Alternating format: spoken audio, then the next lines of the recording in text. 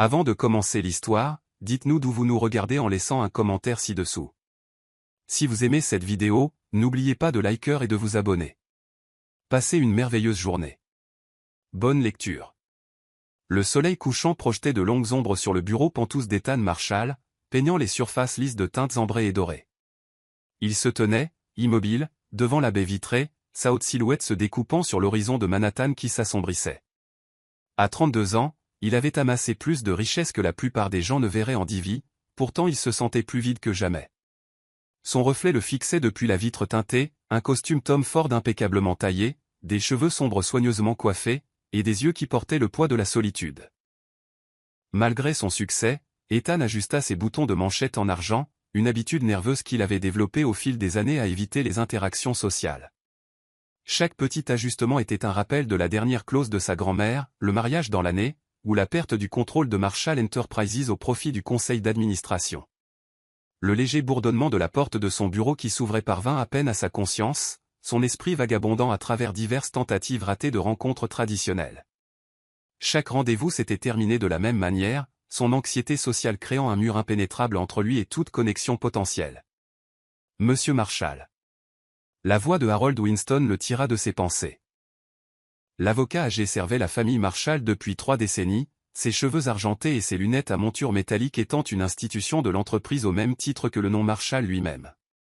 La version finale du contrat de mariage est prête pour votre examen.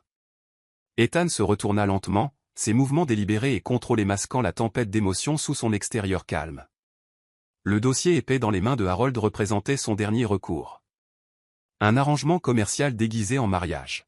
« Parlez-moi encore d'elle », demanda doucement Ethan, se déplaçant vers son bureau mais restant debout. Ses doigts tracèrent le bord de la surface en acajou, une autre habitude nerveuse qui l'aidait à s'ancrer dans les moments d'anxiété. Harold ajusta ses lunettes et ouvrit un autre dossier. Mademoiselle L. Chen, 26 ans, diplômée de l'Université de Columbia, licence en littérature et écriture créative, travaille actuellement comme éditrice indépendante tout en s'occupant de son jeune frère, Liam, qui nécessite un traitement médical lourd pour une maladie cardiaque rare. Il fit une pause, levant les yeux vers Ethan. Sa vérification d'antécédents est revenue impeccable. Pas de scandale, pas de relations suspectes, pas de controverses sur les réseaux sociaux. Elle correspond exactement à ce que nous avons spécifié. Ethan hocha lentement la tête, s'enfonçant enfin dans son fauteuil en cuir. Le poids de ce qu'il s'apprêtait à faire pesait lourdement sur ses épaules. Et elle comprend toutes les conditions ? Oui, monsieur. Le contrat est assez complet, commença Harold, exposant les points clés, sa voix prenant le ton professionnel qu'il réservait aux affaires juridiques. 1 an de mariage minimum, apparition publique requise pour les événements professionnels, logement séparé au sein de votre pentouse, aucune relation amoureuse extérieure pendant la durée du contrat, et une discrétion totale concernant la nature de l'arrangement. Il fit une nouvelle pause. En retour, elle reçoit 5 millions de dollars à la signature, et les frais médicaux de son frère sont entièrement couverts par la fondation médicale de la famille Marshall. La somme était insignifiante pour Ethan, une goutte d'eau dans l'océan de sa fortune, mais il savait que cela signifiait tout pour Chen. Les coûts de traitement de son frère avaient déjà épuisé les ressources de leur famille, et les procédures expérimentales n'étaient pas couvertes par les assurances standards. Son passé, demanda Ethan, bien qu'il ait déjà entendu cette partie. Quelque chose dans son histoire ne cessait de le ramener en arrière, le faisant questionner et reconfirmer chaque détail. Père décédé quand elle avait 12 ans. Mère remariée 3 ans plus tard à Robert Thompson, amenant une demi-sœur, Vanessa, dans la famille. La mère et le beau-père sont morts dans un accident de voiture il y a 2 ans, laissant elle comme tutrice légale de Liam. La voix de Harold s'adoucit légèrement. Elle a tout sacrifié pour son frère, Monsieur Marshall. Sa carrière d'écrivain, ses économies, même son appartement. Ils vivent actuellement dans une petite location dans le Queens. Ethan se releva, incapable de rester immobile. Les lumières de la ville commençaient à scintiller au-delà de sa fenêtre, chacune représentant une vie, une histoire, une lutte qu'il ne connaîtrait jamais. Et elle est prête à épouser un parfait inconnu, comme ça ? Le désespoir amène les gens à considérer des options qu'ils n'auraient jamais envisagées autrement, répondit diplomatiquement Harold. Un peu comme votre propre situation avec la clause d'héritage. Le rappel du testament de sa grand-mère fit se crisper la mâchoire d'Ethan. Béatrice Marshall avait été une force de la nature de son vivant, et même dans la mort, elle tirait encore les ficelles. Le mariage t'aidera à surmonter tes peurs, avait-elle écrit dans sa dernière lettre. Tu as besoin de quelqu'un pour te sortir de ta coquille, mon cher garçon. Ou tu gâcheras ta vie à te cacher dans cette tour que tu as construite. Le communiqué de presse est préparé, demanda Ethan, changeant de sujet. Oui, monsieur. Une histoire classique d'amour fou. Vous avez rencontré mademoiselle Chen lors d'un gala de charité il y a 3 mois, avez gardé la relation privée pendant vos fréquentations, et maintenant vous êtes prêt à annoncer vos fiançailles. La petite cérémonie privée est prévue pour vendredi au palais de justice, suivie d'une brève apparition en lune de miel dans Léonton pour les photographes. Ethan prit un verre en cristal sur son bureau, y versant 2 doigts de scotch avec une main légèrement tremblante. Et vous l'avez vérifié personnellement? Oui. La voix de Harold portait une note d'approbation sincère. Elle est remarquablement équilibrée pour son âge, intelligente, éloquente, mais pas socialement ambitieuse. Sa principale préoccupation lors de nos réunions était de s'assurer que le traitement de son frère serait garanti, peu importe l'issue de l'arrangement. Le scotch brûla la gorge d'Ethan alors qu'il prenait une longue gorgée. Elle semble trop belle pour être vraie. Parfois, monsieur Marshall. Les gens sont exactement ce qu'ils paraissent être, commença Harold, organisant les papiers du contrat, ses mouvements précis et méthodiques. Mademoiselle Chen ne cherche pas la gloire ou le statut social. Elle n'essaie pas de vous piéger ou de vous exploiter. C'est simplement une jeune femme qui n'a plus d'option pour sauver son frère. Ethan posa son verre et se dirigea vers sa salle de bain privée, s'aspergeant le visage d'eau froide. L'homme dans le miroir avait l'air fatigué, incertain. Quand s'était-il senti vraiment confiant pour la dernière fois en dehors des affaires? Dans la salle du conseil, il était inarrêtable, décisif, autoritaire, brillant. Mais dans les affaires personnelles, il se sentait à nouveau comme cet adolescent maladroit, luttant pour nouer des liens élémentaires. De retour à son bureau, Ethan trouva que Harold avait disposé le contrat. Des onglets adhésifs marquaient chaque ligne de signature. C'est elle pour mai. Problème? Nous l'avons informé que vous êtes de nature privée et que vous préférez une interaction sociale minimale. Le contrat inclut des clauses sur le respect de l'espace personnel et des limites. Harold lui tendit un stylo. Elle a semblé très compréhensive à ce sujet. La main d'Ethan plana au-dessus de la première ligne de signature. Et si elle ne peut pas le supporter? L'anxiété, les crises de panique, ma façon d'être. Alors le contrat prévoit des dispositions pour une résiliation anticipée avec une compensation financière ajustée en conséquence. La voix de Harold s'adoucit. Mais, monsieur Marshall, si je peux parler librement. Ethan hocha la tête, fixant toujours le contrat. En 30 ans au service de votre famille, je n'ai jamais vu quelqu'un d'aussi soigneusement choisi que mademoiselle Chen. Le profil psychologique, les vérifications d'antécédents, les entretiens personnels. Tout suggère qu'elle est exactement le genre de personne qui pourrait réellement vous faire du bien, contrat ou non. Le stylo semblait lourd dans la main d'Ethan alors qu'il signait son nom sur la première ligne. Chaque signature suivante vint plus facilement, comme une chute le long d'un chemin prédéterminé. Quand il eut fini, il recula, se sentant étrangement étourdi. Félicitations, monsieur Marshall, dit Harold en rassemblant les papiers. Vous êtes officiellement fiancé. Ethan retourna à sa fenêtre, observant les derniers rayons de soleil disparaître derrière les tours de la ville. Dans 48 heures, il rencontrerait sa fiancée pour la première fois au palais de justice, une femme qui partagerait son nom, sa maison et sa vie publique, tout en restant une étrangère. Envoyez le premier paiement sur son compte, ordonna-t-il doucement, et assurez-vous que son frère soit admis à l'unité de cardiologie du presbyterian, dès demain matin. Je veux qu'il reçoive les meilleurs soins avant la cérémonie. C'est déjà organisé, monsieur. Harold s'arrêta à la porte. Voulez-vous revoir sa photo? Ethan secoua la tête. Il avait mémorisé sa photo du dossier. Une peau mate et chaude, des yeux doux et un sourire qui semblait receler des secrets. Mais les photos ne pouvaient pas lui dire ce qu'il avait vraiment besoin de savoir. Pourrait-elle supporter ces morceaux brisés? Regretterait-elle de s'être liée à un homme qui pouvait à peine maintenir un contact visuel? Alors que Harold partait, Ethan pressa son front contre la vitre froide de sa fenêtre. Loin en dessous, des millions de personnes vivaient leur vie, tombaient amoureux, se séparaient, faisaient des choix qui façonneraient leur avenir. Il se demanda ce que Chen faisait à ce moment précis. Avait-elle des doutes? Se préparait-elle à épouser un inconnu? Le détestait-elle de l'avoir forcé à recourir à cela? Son téléphone vibra avec un message de son assistant, lui rappelant la réunion du conseil d'administration de demain. Ethan redressa sa cravate, repoussa ses pensées personnelles et retourna à son bureau. Il avait 48 heures avant que sa vie ne change à jamais.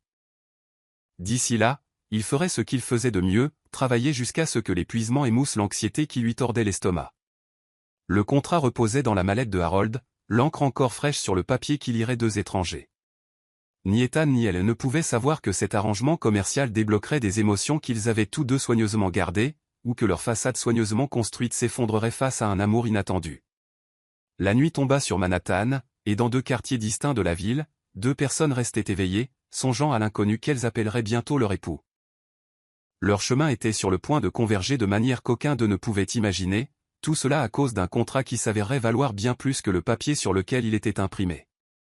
Chapitre 2, premier regard. Le matin de son jour de mariage se leva gris et brumeux, une ambiance appropriée pour ce que Shane considérait plus comme une transaction commerciale qu'une célébration d'amour.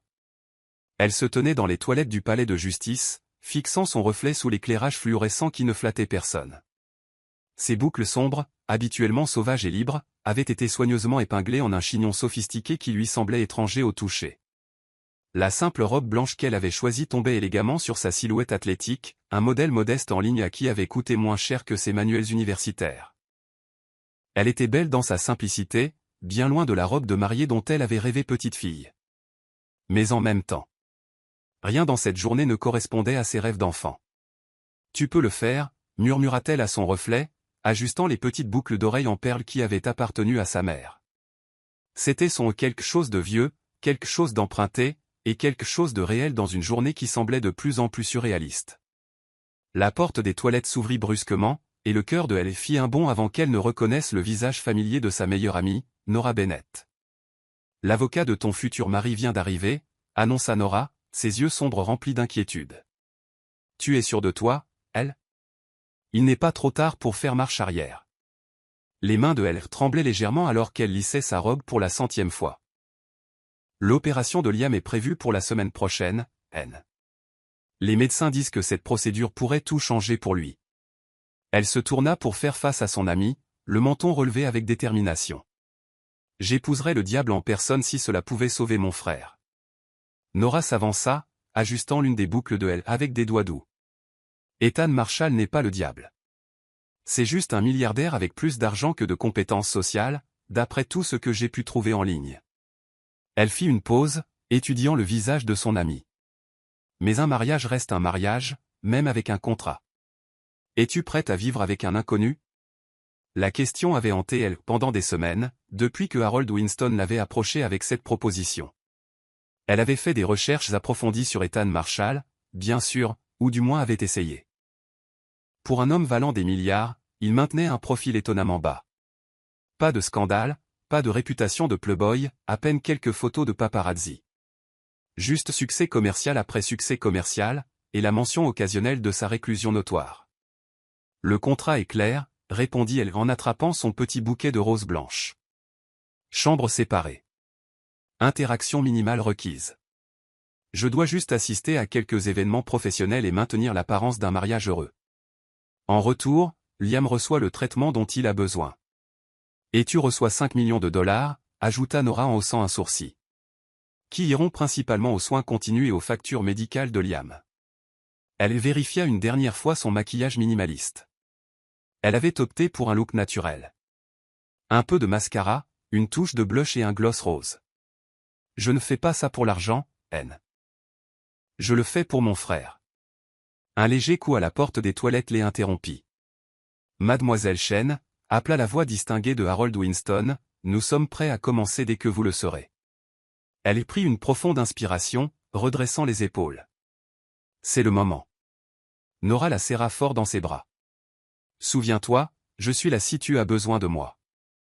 Contrat ou pas, c'est quand même ton jour de mariage. Elles sortirent des toilettes pour entrer dans le couloir de marbre du palais de justice. Harold Winston attendait, ses cheveux argentés et ses lunettes à monture métallique exactement comme elle s'en souvenait de leur réunion. Il lui offrit un doux sourire qui plissa les coins de ses yeux. « Vous êtes ravissante, ma chère, dit-il gentiment. Êtes-vous prête à rencontrer votre fiancé ?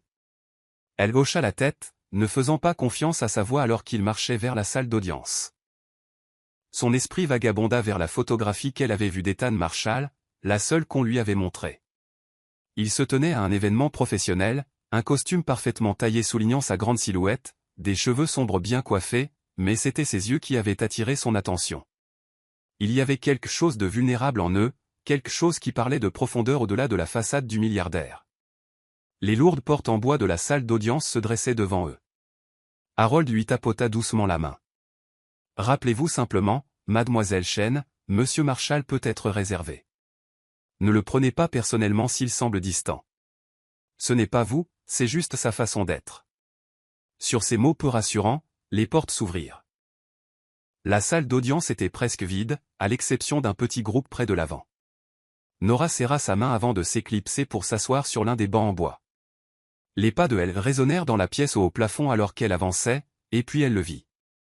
Ethan Marshall se tenait dos à elle, ses larges épaules tendues sous son costume noir taillé de main de maître. Alors qu'elle approchait, il se tourna lentement, et le souffle de elle se coupa. La photographie ne lui rendait pas justice. Il était d'une beauté foudroyante en personne, grand et athlétique, avec des traits forts qui appartenaient à une couverture de magazine. Ses cheveux sombres étaient parfaitement coiffés, pas une mèche ne dépassait, mais c'étaient ses yeux qui la captivèrent, d'un brun profond et rempli d'une intensité qui fit battre son cœur. Ses yeux rencontrèrent les siens pendant une fraction de seconde avant de se détourner, et elle vit quelque chose traverser son visage, de la surprise, peut-être. Ou quelque chose de plus profond. « Monsieur Marshall, dit doucement Harold, puis-je vous présenter mademoiselle Chen ?» La pomme d'Adam d'Ethan bougea alors qu'il déglutit difficilement. Sa main se tendit vers elle mécaniquement, comme s'il suivait un script répété. « Mademoiselle Chen, dit-il, sa voix plus profonde et plus douce qu'elle ne l'avait imaginé. Merci d'être venue. Elle posa sa main dans la sienne, et une secousse électrique inattendue la traversa au contact. Sa peau était chaude, sa prise douce mais sûre. Monsieur Marshall, répondit-elle, fière de la stabilité de sa voix. Merci d'aider mon frère. Ses yeux revinrent vers les siens, tenant son regard un instant de plus cette fois. Quelque chose passa entre eux dans cette brève connexion. Une reconnaissance, peut-être, de l'étrangeté de leur situation. Puis il détourna à nouveau le regard, sa main libre ajustant sa cravate dans ce qu'elle finirait par reconnaître comme un geste nerveux. Le juge s'éclaircit la gorge, et ils prirent place devant le banc. Alors que la cérémonie commençait, elle se retrouva hyper consciente de la présence d'Ethan à ses côtés. Il irradiait la tension, sa respiration soigneusement contrôlée. Lorsque leurs mains se joignirent pour l'échange des alliances, elle sentit un léger tremblement dans ses doigts. Les simples anneaux en or étaient purement pour la forme, une partie des exigences du contrat pour l'authenticité. Mais alors qu'Ethan glissait l'anneau à son doigt, son contact fut étonnamment doux, presque révérencieux. La peau de elle picota là où ses doigts l'effleurèrent. Par le pouvoir qui m'est conféré, entonna le juge, je vous déclare maintenant mari et femme. Il y eut un moment de silence gêné avant qu'Harold ne souffle discrètement, le baiser, monsieur. Les yeux d'Ethan s'écarquillèrent légèrement, et elle réalisa que cette partie n'avait pas été explicitement couverte lors de leur réunion. Elle vit la panique traverser son visage, suivie de détermination. Il se tourna lentement vers elle, son mouvement raide et incertain. Elle lui facilita la tâche, se hissant légèrement sur la pointe des pieds pour déposer un baiser doux et chaste sur sa joue. Sa peau était chaude sous ses lèvres, et elle perçut une pointe de son parfum, quelque chose de cher et de subtil qui lui fit légèrement tourner la tête. Alors qu'elle se reculait, leurs regards se croisèrent à nouveau, et cette fois la connexion tint bon. Il y avait de la surprise dans son regard, et autre chose qu'elle ne pouvait pas tout à fait déchiffrer. Un instant, juste un instant, l'arrangement commercial disparut, et il n'était plus qu'un homme et une femme, fraîchement mariés, au bord de quelque chose d'inconnu. Le charme se rompit lorsqu'Harold s'avança avec des papiers à signer. Ethan s'éloigna rapidement, son calme revenant alors qu'il se concentrait sur le territoire familier des documents et des formalités juridiques. Mais elle remarqua que sa main tremblait légèrement en signant son nom. « Félicitations, M et Madame Marshall », annonça Harold en rassemblant les papiers. « La voiture vous attend pour vous emmener à l'aéroport. » L'aéroport. La presse avait été informée qu'ils passeraient leur lune de miel dans les Hamptons. La réalité la frappa de plein fouet. Ce n'était pas un vrai mariage, et Ethan Marshall n'était pas vraiment son mari, du moins pas d'une manière qui comptait. C'était un arrangement commercial, rien de plus. L'anneau à son doigt n'était qu'un accessoire. Le baiser sur sa joue, juste pour la forme. Alors qu'il sortait du palais de justice, Ethan maintenait une distance prudente entre eux, mais lorsque les photographes apparurent sur les marches, il la surprit en posant doucement sa main au creux de son dos. Le contact était léger, à peine perceptible, mais il lui envoya des frissons le long de la colonne vertébrale. « Souriez », murmura-t-il, ses lèvres bougeant à peine. Elle tourna son visage vers lui, affichant son plus beau sourire. À sa grande surprise, Ethan la regarda avec une expression qui aurait presque pu passer pour de l'adoration si elle n'avait pas su, si elle n'avait pas signé le contrat elle-même, elle aurait pu croire que c'était réel. Les flashs crépitèrent, capturant ce qui ressemblait à un moment parfait entre jeunes mariés. Aucun des photographes ne pouvait voir comment la main d'Ethan tremblait contre son dos, ou comment le cœur de elle s'emballait à sa proximité. Aucun d'eux ne savait que ce mariage était bâti sur du papier et la nécessité, plutôt que sur l'amour. Alors qu'ils se glissaient dans la voiture qui les attendait, elle aperçut une dernière fois le visage inquiet de Nora dans la foule. Son ami articula « Appelle-moi », avant que les vitres teintées ne coupent le monde extérieur, laissant elle seule avec son nouveau mari. Le silence dans la voiture était assourdissant. Ethan était assis aussi loin d'elle que la banquette arrière le permettait, les yeux fixés sur les rues de la ville qui défilaient. Elle l'étudia subrepticement, notant la tension dans sa mâchoire, la façon dont ses doigts ajustaient continuellement ses boutons de manchette. « Merci, dit-elle doucement, brisant le silence, pour tout ce que vous faites pour Liam. » Les yeux d'Ethan se posèrent sur son visage avant de retourner à la fenêtre. « Cela fait partie du contrat, répondit-il, sa voix soigneusement neutre, mais quelque chose dans son ton suggérait qu'il y avait plus qu'il ne disait pas. Elle se tourna vers sa propre fenêtre, regardant les rues de Manhattan défiler. Elle était mariée maintenant, techniquement. Elle portait un anneau et le nom de l'un des célibataires les plus en vue de la ville. Mais alors que la voiture les emportait vers leur vie séparée sous un même toit, elle ne pouvait se défaire du souvenir de son regard lorsqu'il avait croisé le sien, ou de la douceur avec laquelle ses mains tremblantes avaient tenu les siennes pendant leurs vœux.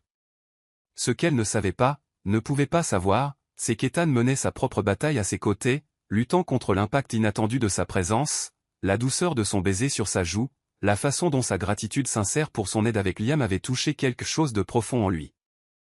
Luttant, par-dessus tout, contre l'étrange sentiment que cet arrangement commercial pourrait devenir bien plus compliqué que ce que l'un ou l'autre avait prévu. Chapitre 3, découverte inattendue. Le Penthuse Marshall occupait les 2 derniers étages de l'un des immeubles les plus exclusifs de Manhattan, ses baies vitrées offrant des vues spectaculaires sur Central Park. Pour elle, qui avait passé la dernière année dans un appartement exigu du Queens, c'était comme entrer dans un autre monde. « Votre suite est dans l'allée », expliqua Ethan, maintenant une distance prudente pendant qu'il visitait l'espace. Sa voix était douce mais claire, professionnelle. « Vous avez votre propre salon, salle de bain et bureau. Le service de nettoyage passe 3 fois par semaine, et vous pouvez demander tout ce dont vous avez besoin de spécifique à Madame Langlais, la gouvernante. » Elle hocha la tête, essayant de tout assimiler. L'espace était impeccablement décoré dans des tons de gris et de bleu, modernes mais chaleureux d'une certaine manière. Tout parlait d'un luxe discret. Le genre de richesse qui n'a pas besoin de s'annoncer. La cuisine principale est ici, continua Ethan, l'amenant dans un espace qui ressemblait plus à une cuisine de restaurant qu'à une cuisine domestique, bien qu'il y ait une plus petite cuisine attenante à votre suite si vous préférez l'intimité. Vous cuisinez ? La question lui échappa avant qu'elle ne puisse la retenir. C'était leur première vraie conversation depuis la cérémonie, et elle le vit se tendre légèrement à la nature personnelle de la question. Non, répondit-il après un moment. Je travaille généralement tard. Madame Langlais laisse des repas, ou je commande. Il fit une pause, ajustant sa cravate. Mais vous êtes la bienvenue pour utiliser n'importe quelle partie de la cuisine, bien sûr. C'est aussi votre maison maintenant. Les mots restèrent en suspens entre eux, soulignant l'étrangeté de leur situation. Ce n'était pas vraiment sa maison, c'était juste une autre partie de leur comédie élaborée. Voudriez-vous de l'eau ? Demanda soudain Ethan, se dirigeant vers un placard de verres élégants. Le vol depuis le palais de justice a été long. Il ne l'avait pas été, en réalité, juste 1 heure dans son jet privé pour maintenir les apparences avant de retourner en ville, mais elle reconnut la tentative de politesse pour ce qu'elle était. Oui, merci. Elle le regarda choisir 2 verres en cristal, ses mouvements précis et contrôlés. Tout en lui semblait soigneusement mesuré, de ses mots à ses gestes, en passant par la distance prudente qu'il maintenait entre eux. Le verre glissa soudainement de sa prise, se brisant sur le comptoir en marbre. Elle tendit instinctivement la main pour aider, ne voyant le bord tranchant que trop tard. Une douleur fulgurante traversa sa paume alors que le cristal mordait sa peau. « Vous êtes blessé. » La voix d'Ethan changea complètement, la façade professionnelle se fissurant. Il fut à ses côtés en un instant, toute idée de maintenir la distance oubliée. Ses mains étaient douces alors qu'elle berçait la sienne, examinant la coupure. Ce n'est rien, elle essaya de se dégager, mais sa prise, bien que tendre, était ferme. Il y a une trousse de premier secours dans mon bureau, dit-il, la conduisant déjà à travers le penthouse, son autre main reposant légèrement sur le bas de son dos pour la guider. Le contact envoya des frissons inattendus le long de sa colonne vertébrale. Le bureau d'Ethan était plus sombre que le reste du penthouse. Les fenêtres étaient teintées pour réduire l'éblouissement. Il sentait le cuir, le parfum cher et quelque chose d'unique à lui qui fit légèrement tourner la tête de elle. Peut-être était-ce la perte de sang de sa coupure. « Asseyez-vous » ordonna-t-il doucement, indiquant un fauteuil en cuir.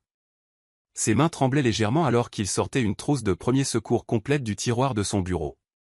Quand il s'agenouilla devant son fauteuil, le souffle de elle se coupa.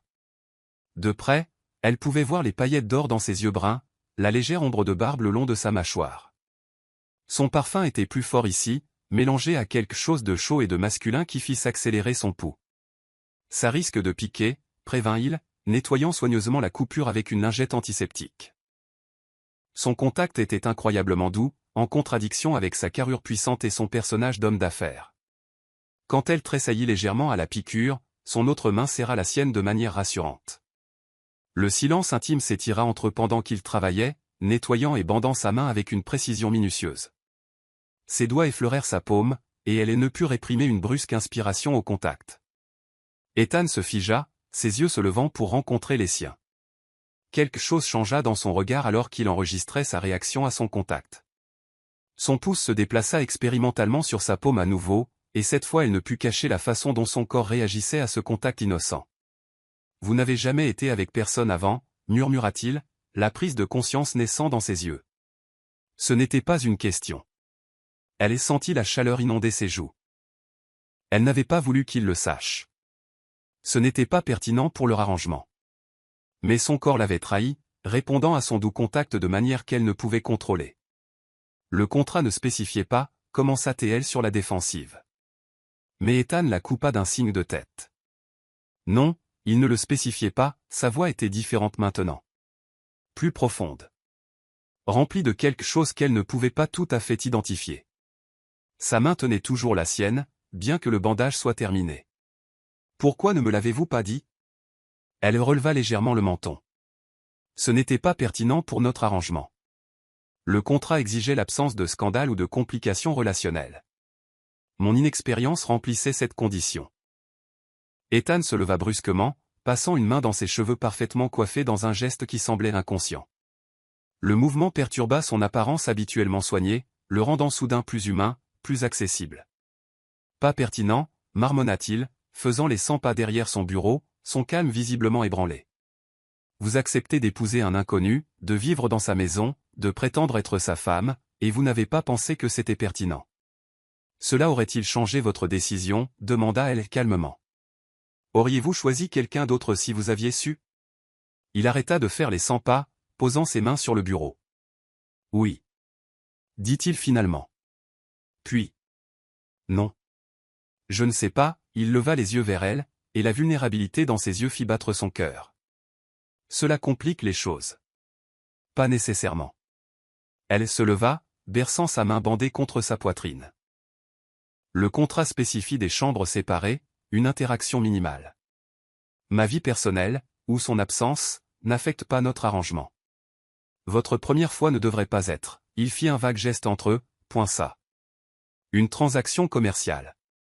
Un contrat. Ma première fois ne fait absolument pas partie du contrat, répondit-elle fermement, bien que sa voix tremblât légèrement. Le mariage n'est que de nom, vous vous souvenez?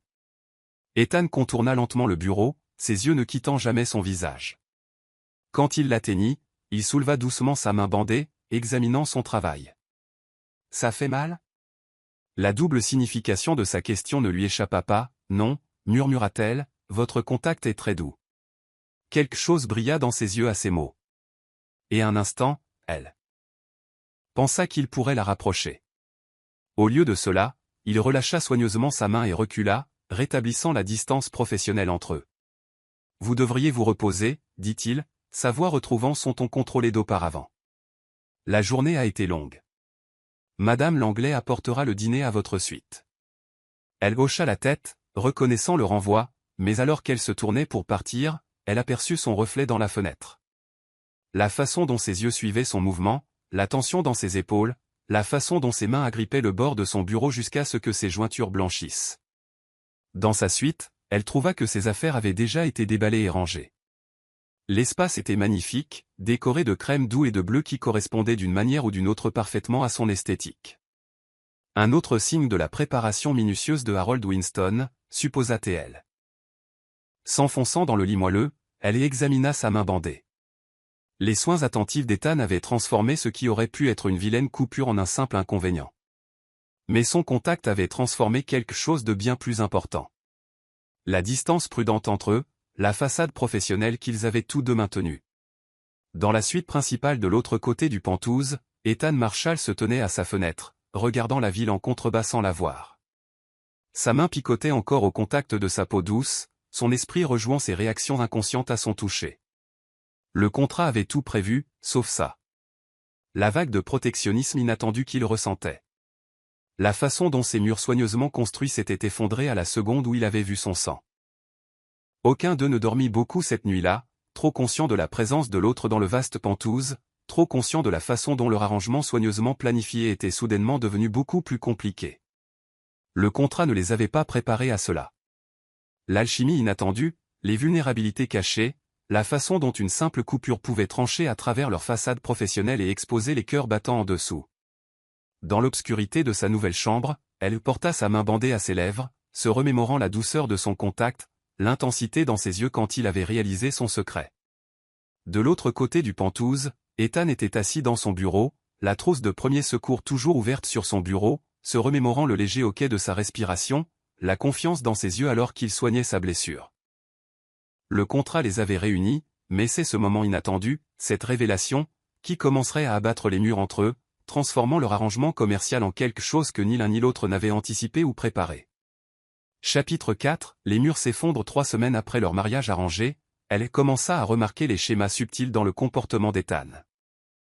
La façon dont il évitait la cuisine avant 8 heures du matin, préférant prendre son café dans son bureau, comment il desserrait toujours sa cravate exactement 3 minutes après avoir franchi la porte du Penthouse, les pas silencieux qui passaient devant sa porte tard dans la nuit quand il ne pouvait pas dormir.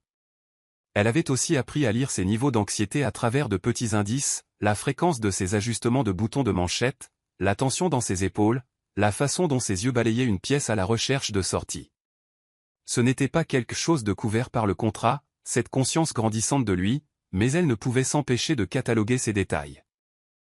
Ce soir, elle était assise dans son bureau privé, essayant de se concentrer sur son travail d'édition, mais son attention dérivait constamment vers les bruits d'Ethan faisant les 100 pas dans son bureau de l'autre côté du Penthouse. Le rythme de ses pas était erratique, un signe certain que quelque chose le tracassait. L'interphone sonna, la faisant sursauter. Madame Marshall, la voix de Madame Langlais était pleine d'excuses. Je pars pour la soirée, mais je voulais vous rappeler le gala de charité de demain soir. Votre robe a été repassée et est suspendue dans votre placard. Le gala. Leur première grande apparition publique depuis le mariage. L'estomac de elle se noua de nervosité. Merci, Madame Langlais. Bonne soirée. Les pas dans le bureau d'Ethan avaient cessé. Elle pouvait presque sentir sa tension irradier à travers les murs. Avant de pouvoir trop réfléchir, elle se leva et se dirigea vers la cuisine. Le thé préféré d'Ethan, un mélange coûteux d'Earl Grey, était facile à trouver. Elle avait regardé Madame Langlais le préparer suffisamment de fois pour savoir exactement comment il le prenait. Infusé pendant précisément 4 minutes. Un sucre, pas de lait. Le rituel familier de chauffer l'eau et de mesurer les feuilles aida à calmer ses propres nerfs. Elle hésita devant la porte de son bureau, un plateau de thé à la main. Cela ne faisait pas partie de leur arrangement. Il s'était installé dans une routine confortable de distance polie, échangeant des amabilités si nécessaire, mais maintenant par ailleurs leur vie séparée. Pourtant, quelque chose la poussa à frapper doucement. Entrez. Sa voix était tendue. Ethan se tenait à sa fenêtre, son apparence habituellement impeccable légèrement débraillée. Sa cravate était desserrée, ses cheveux montrant des signes qu'il y avait passé les mains à plusieurs reprises. Il se tourna en entrant, la surprise traversant ses traits. « J'ai pensé que vous aimeriez un peu de thé, » dit-elle calmement, posant le plateau sur son bureau. « Vous sembliez agité. » Il fixa le service à thé pendant un long moment. « Vous savez comment je le prends » observa-t-il, sa voix douce d'émerveillement. « Je suis attentive » répondit-elle simplement. Ethan se dirigea vers son bureau, prenant la tasse avec des mains légèrement tremblantes. La première gorgée sembla le détendre légèrement. « Merci » dit-il, lui faisant signe de s'asseoir si elle le souhaitait. À leur grande surprise à tous les deux. Elle le fit. « C'est le gala » demanda-t-elle doucement, le regardant s'installer dans son fauteuil. Il hocha la tête, ses doigts tapant un rythme anxieux sur son bureau. « Les grandes foules. C'est difficile pour moi. Le conseil s'attend à ce que je fasse un discours. » Sa voix baissa. « Je ne l'ai dit à personne, mais j'ai des crises de panique rien que d'y penser. » L'aveu sembla le surprendre autant qu'elle. Ethan Marshall, PDG milliardaire, n'était pas censé montrer de faiblesse, surtout pas à sa femme sous contrat.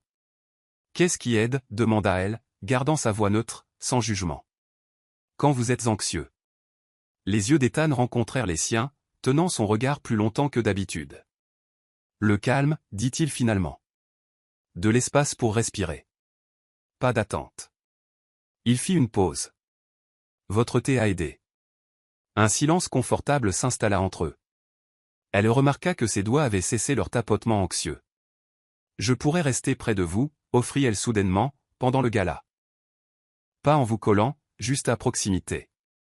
Si vous avez besoin d'espace, nous pourrions avoir un signal, quelque chose de subtil. » Le contrat n'exige pas ce niveau de soutien, dit Ethan, mais son ton était interrogateur plutôt que dédaigneux.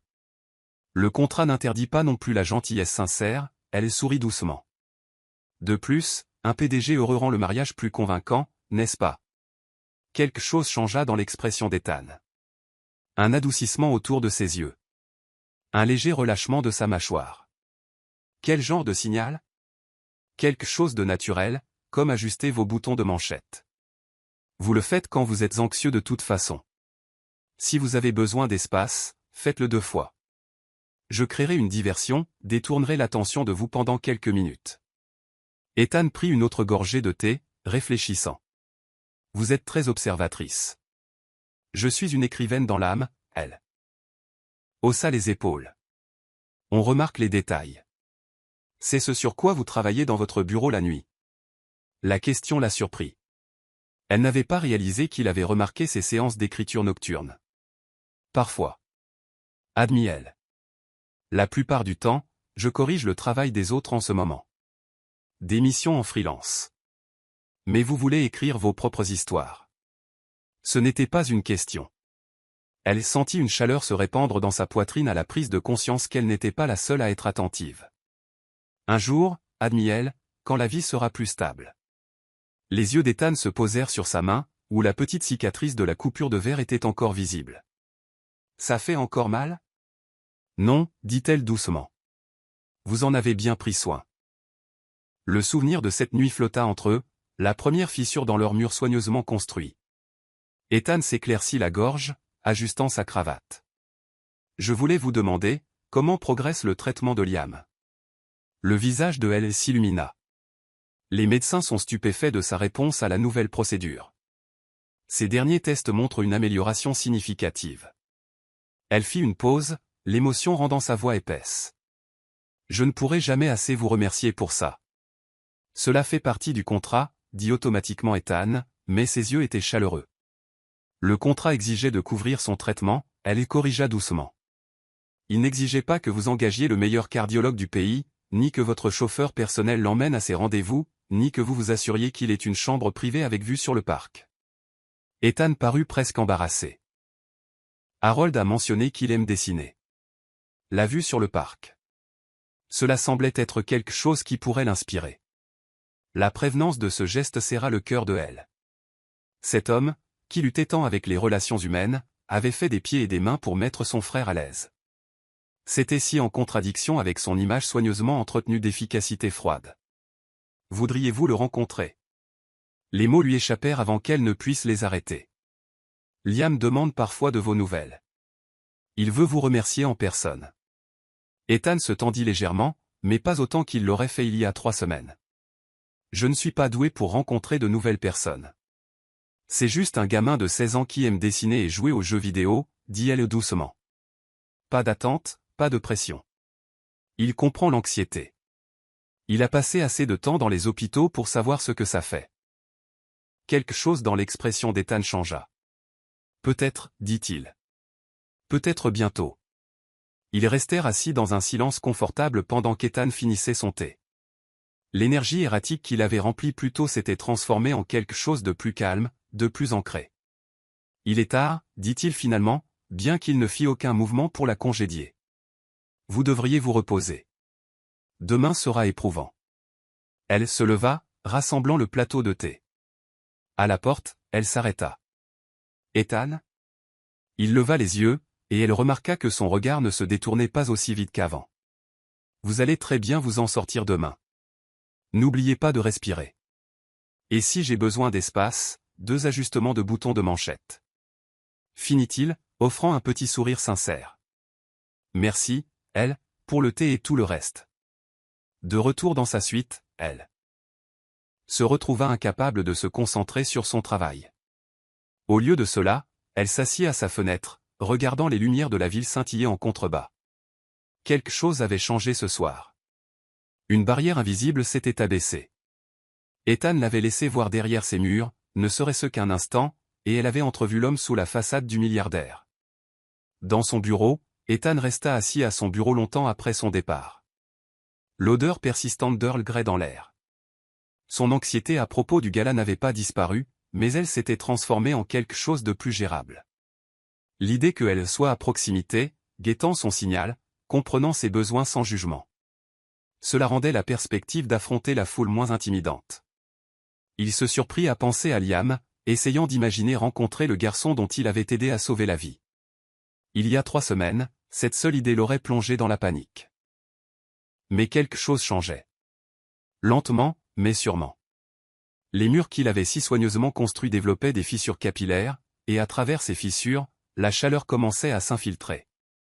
Le contrat reposait dans le tiroir de son bureau, ses termes clairs et professionnels, mais nulle part dans ces pages soigneusement rédigées il n'était fait mention de thé partagé dans la nuit, de signaux subtils inventés par gentillesse, de murs s'effritant lentement sous le poids d'une confiance grandissante. Alors que minuit approchait, Ethan et elle restaient éveillés dans leurs chambres séparées, pensant à la conversation de la soirée. Aucun d'eux n'aurait pu prédire comment une simple tasse de thé marquerait le début d'une transformation de leur relation, d'un arrangement commercial à quelque chose de bien plus complexe et précieux. Le lendemain matin, elle trouva un petit paquet devant sa porte, une collection de carnets d'écriture de qualité supérieure et un ensemble de stylos élégants. La note disait simplement « pour un jour ». Et dans la cuisine, Ethan découvrit un horaire détaillé des séances de traitement et des heures de visite de Liam, laissé nonchalamment sur le comptoir. Pas de pression, juste de l'information, disponible s'il se sentait un jour prêt. De petits gestes, de minuscules fissures dans leurs murs respectifs, mais parfois les liens les plus forts commencent par les plus petites brèches dans nos défenses prudentes. Alors qu'ils se préparaient séparément au défi du gala à venir, tous deux sentirent un changement subtil dans l'atmosphère de leur foyer commun, moins comme une scène pour leur performance contractuelle, et plus comme un espace où une véritable compréhension pouvait naître. Le contrat les avait réunis, mais c'étaient ces moments improvisés qui comblaient lentement le fossé entre l'arrangement et l'authenticité. Ni l'un ni l'autre n'était prêt à nommer la chaleur qui grandissait entre eux, mais ils ne pouvaient nier sa présence, aussi constante et réconfortante que l'odeur de l'Earl Grey dans la nuit. Chapitre 5. Premier baiser. Le gala de charité avait été un succès surprenant. Le discours d'Ethan, prononcé avec Lily à ses côtés, sa présence rassurante, s'était déroulé sans accroc. Leur système de signaux subtils avait parfaitement fonctionné, lui offrant des moments de répit lorsque la foule devenait oppressante. La presse s'était délectée de leur apparente dévotion l'un pour l'autre, et même les membres du conseil d'administration avaient commenté à quel point le mariage semblait avoir un effet positif sur leur PDG habituellement reclus. Une semaine plus tard, Lily se tenait dans la cuisine du Penthouse, fredonnant doucement en préparant le dîner. Après le gala, quelque chose avait changé dans leur dynamique. Ethan avait commencé à prendre occasionnellement ses repas avec elle, au lieu de les prendre dans son bureau. Leur conversation, bien que toujours prudente, était devenue plus naturelle. Elle l'avait même surpris à sourire, un vrai sourire, lorsqu'elle avait fait un jeu de mots particulièrement mauvais au petit déjeuner. Ce soir, elle tentait de préparer son plat de pâtes préféré, une recette qu'elle avait réussi à obtenir de Madame Langlais. La gouvernante avait été ravie de l'intérêt de Lily pour les préférences d'Ethan, partageant de petits détails qui l'aidaient à mieux comprendre son mari contractuel, comment il lisait toujours de la poésie tard le soir quand il ne pouvait pas dormir, ou comment il n'avait jamais manqué d'envoyer des fleurs sur la tombe de sa grand-mère pour son anniversaire. Le tonnerre grondait au dehors alors qu'elle remuait la sauce, la goûtant attentivement. Un orage couvait depuis toute la journée, des nuages sombres s'accumulant au-dessus de Manhattan comme un géant maussade. Le temps correspondait à l'énergie dans l'air. Quelque chose montait entre eux depuis le gala, une tension tacite qu'aucun des deux n'était prêt à reconnaître. L'ascenseur sonna, annonçant le retour d'Ethan du bureau. Lily entendit ses pas familiers, suivis du geste habituel de desserrer sa cravate, mais au lieu de se diriger vers son bureau, il apparut dans l'embrasure de la cuisine. « Tu cuisines » observa Théil, sa voix portant une note de surprise, et autre chose. « Du plaisir. »« Peut-être. »« J'ai pensé qu'on pourrait dîner ensemble, » dit Lily, essayant de garder un ton désinvolte, à moins que tu n'aies du travail. « Non, je. » Ethan s'avança dans la cuisine, attiré par la sauce aromatique. « Est-ce que c'est ton plat préféré ?» sourit Lily en remuant les pattes. Madame Langlais l'a peut-être mentionné. J'espère que je lui fais honneur. Ethan s'approcha, regardant dans la casserole. Il portait encore son costume, ses cheveux légèrement humides à cause de la pluie. Si près, Lily pouvait sentir son parfum mêlé à l'odeur fraîche de la pluie. C'était enivrant. Ça sent parfaitement bon, dit-il doucement, et elle n'était pas sûre qu'il parlait encore de la nourriture. Un éclair illumina la cuisine, suivi immédiatement d'un coup de tonnerre assourdissant. Les lumières clignotèrent une fois, deux fois, puis les plongèrent dans l'obscurité. « Ne bouge pas. » La voix d'Ethan venait de juste à côté d'elle. « Il y a des bougies dans le tiroir à ta gauche. » Lily tendit la main avec précaution, sa main effleurant la sienne dans le noir. Le contact lui envoya une décharge électrique qui n'avait rien à voir avec l'orage. Elle l'entendit retenir brusquement son souffle, le sentit se rapprocher légèrement au lieu de s'éloigner. Un autre éclair révéla son visage à quelques centimètres du sien, ses yeux intenses dans la brève illumination. Dans l'obscurité qui suivit, elle était parfaitement consciente de sa présence. La chaleur qui émanait de son corps, le son de sa respiration légèrement inégale. Le tiroir, lui rappela-t-il, la voix rauque. Lily se força à se concentrer, trouvant le tiroir et les bougies à l'intérieur. La lampe de poche du téléphone d'Ethan s'alluma, fournissant assez de lumière pour qu'elle trouve des allumettes. Ensemble, ils allumèrent plusieurs bougies, les plaçant autour de la cuisine. La lueur chaude créa une atmosphère intime, projetant des ombres douces sur les murs. « Les pâtes sont probablement ruinées », soupira Lily, en regardant la cuisinière électrique maintenant silencieuse. « On peut les sauver. » Ethan se dirigea vers les placards, récupérant un réchaud à gaz portable qu'il gardait pour les urgences. Son efficacité en situation de crise était étrangement séduisante. Ils travaillèrent ensemble à la lueur des bougies, sauvant ce qu'ils pouvaient du repas. La distance prudente habituelle d'Ethan s'était évaporée dans l'urgence, ses mouvements synchronisés avec les siens alors qu'il naviguait dans la cuisine. Chaque contact accidentel, chaque effleurement de bras ou de doigts envoyait des étincelles à travers eux. « Voilà », dit finalement Lily en posant 2 assiettes sur l'îlot de cuisine. « Ce n'est pas parfait, mais... » « C'est mieux », l'interrompit doucement Ethan. Devant son regard interrogateur, il expliqua, « Mieux que de manger seul dans mon bureau. Mieux que de prétendre que ce n'est qu'un contrat. » Les mots restèrent suspendus dans l'air éclairé par les bougies. Le cœur de Lily battait plus fort que l'orage au dehors. « Je crois que je suis en train de tomber amoureux de toi », avoua-t-il, sa voix à peine un murmure dans la lumière vacillante. Elle pouvait voir la vulnérabilité dans ses yeux, la peur du rejet luttant contre quelque chose de plus profond, quelque chose qui grandissait depuis cette première nuit où il lui avait bandé la main. Lily s'approcha, attiré par l'honnêteté brute de sa voix. Le contrat, commença-t-elle. Oublie le contrat. La main d'Ethan se leva pour lui caresser la joue, son contact léger comme une plume, lui donnant toutes les chances de reculer. Dis-moi que tu ne ressens pas ça aussi. Au lieu de répondre, Lily leva son visage vers le sien.